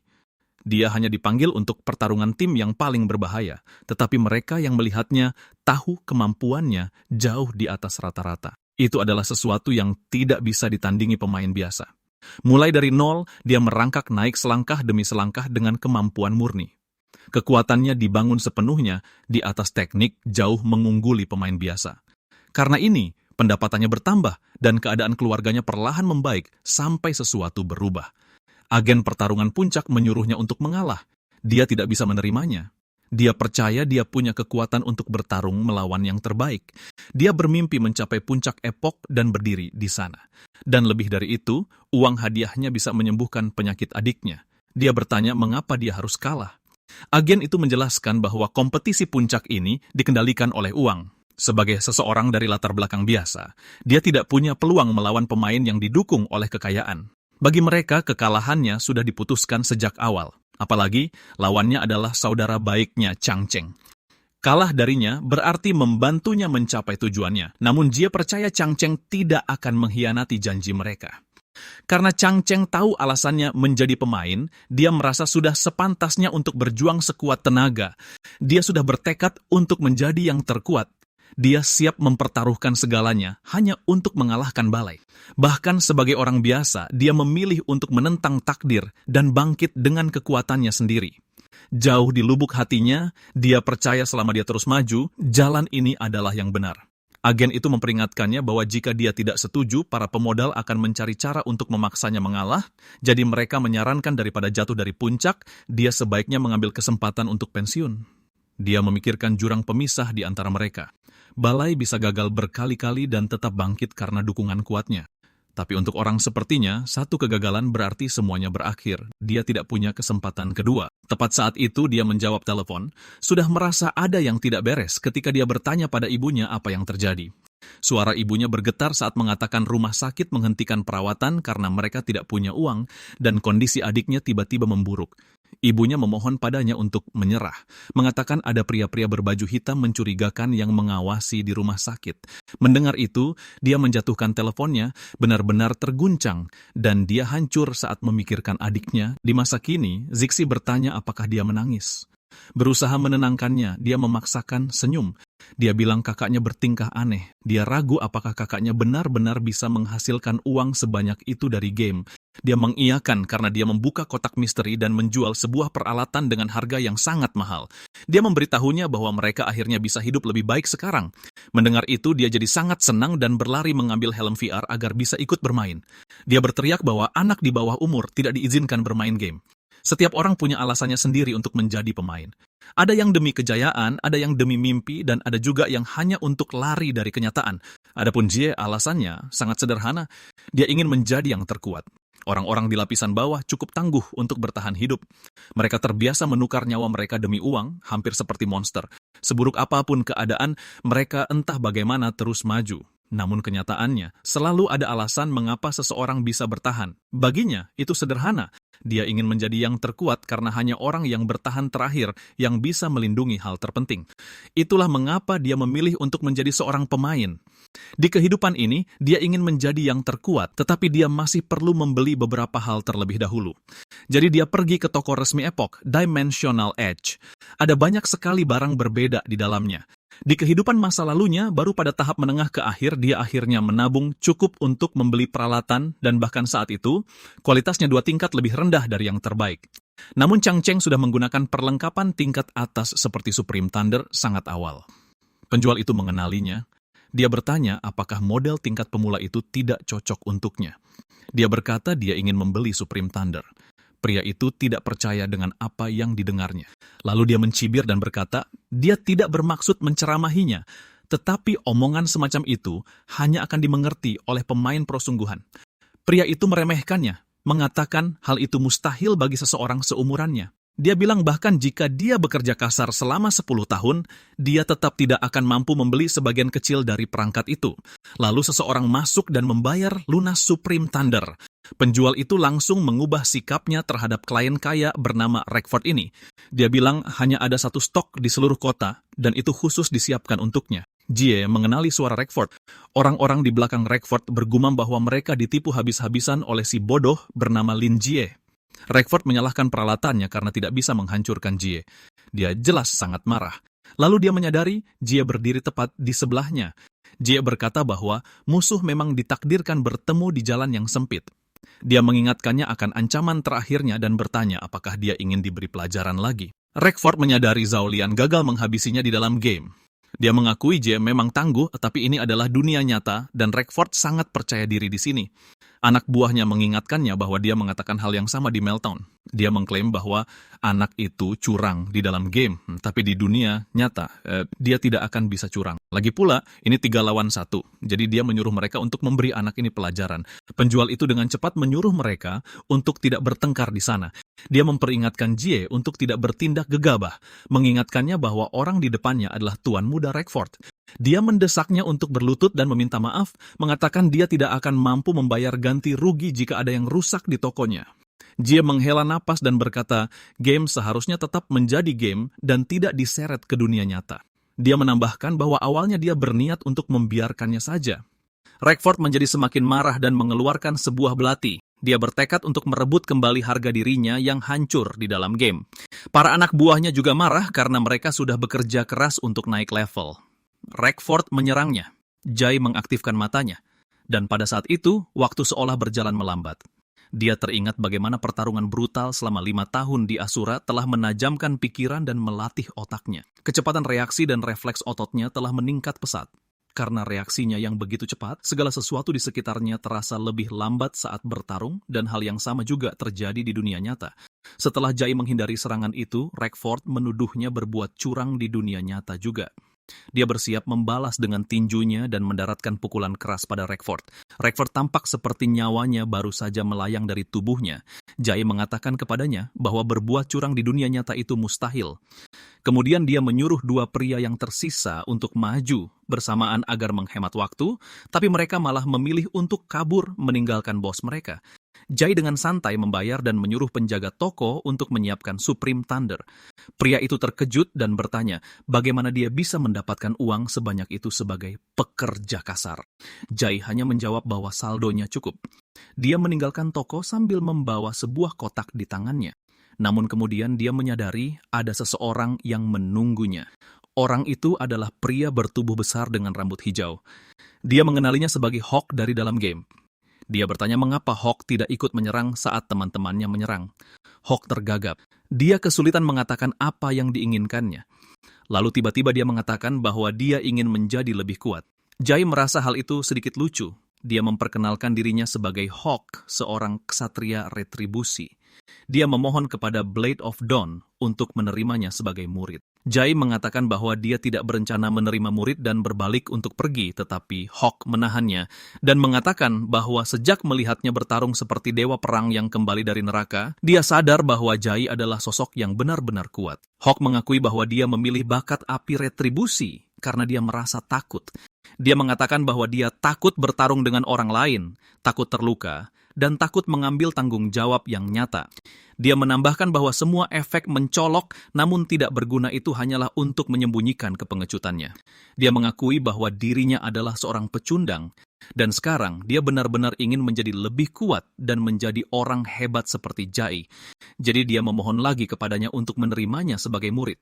Jai meminta maaf dan mengatakan bahwa untuk saat ini dia tidak punya rencana untuk menerima murid.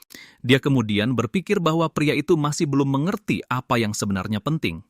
Meski begitu, dia menambahkan bahwa mungkin di masa depan dia akan mempertimbangkannya. Mata Hawk berbinar saat Blade of Dawn tidak sepenuhnya menolaknya. Jai tahu bahwa begitu seseorang mengakui kelemahannya, mereka sudah mulai tumbuh menjadi lebih kuat. Dia teringat bahwa Epoch saat ini sedang melakukan pembaruan dan bersiap meluncurkan versi 1.0. Dia berpikir bahwa ketika saatnya tiba, dia akan mengamati Hawk dengan saksama sebelum memutuskan. Hawk berteriak bahwa dia akan menggunakan waktu ini untuk membuktikan dirinya. Dia menyatakan bahwa dia layak menjadi murid Blade of Dawn. Pada saat itu, roda takdir mulai berputar, bergerak ke arah yang benar-benar berbeda dari sebelumnya, dan ini adalah sesuatu yang tidak ada seorang pun bisa menduganya. Setibanya di rumah, dia memakai helm VR-nya, dia siap mendominasi permainan lagi. Beberapa detik kemudian, dia muncul di depan rumahnya di dalam game. Dia belum pernah ke sana sejak wali kota Green memberinya kunci.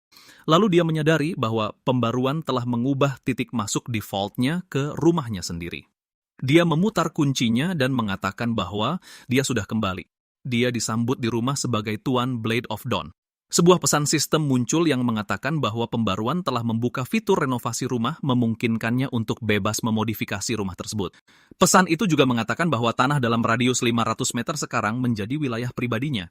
Sistem menjelaskan bahwa semakin tinggi reputasinya di Epoch, semakin banyak tanah yang bisa dia dapatkan di masa depan. Jai terkejut baru menyadari bahwa fitur ini ternyata ada.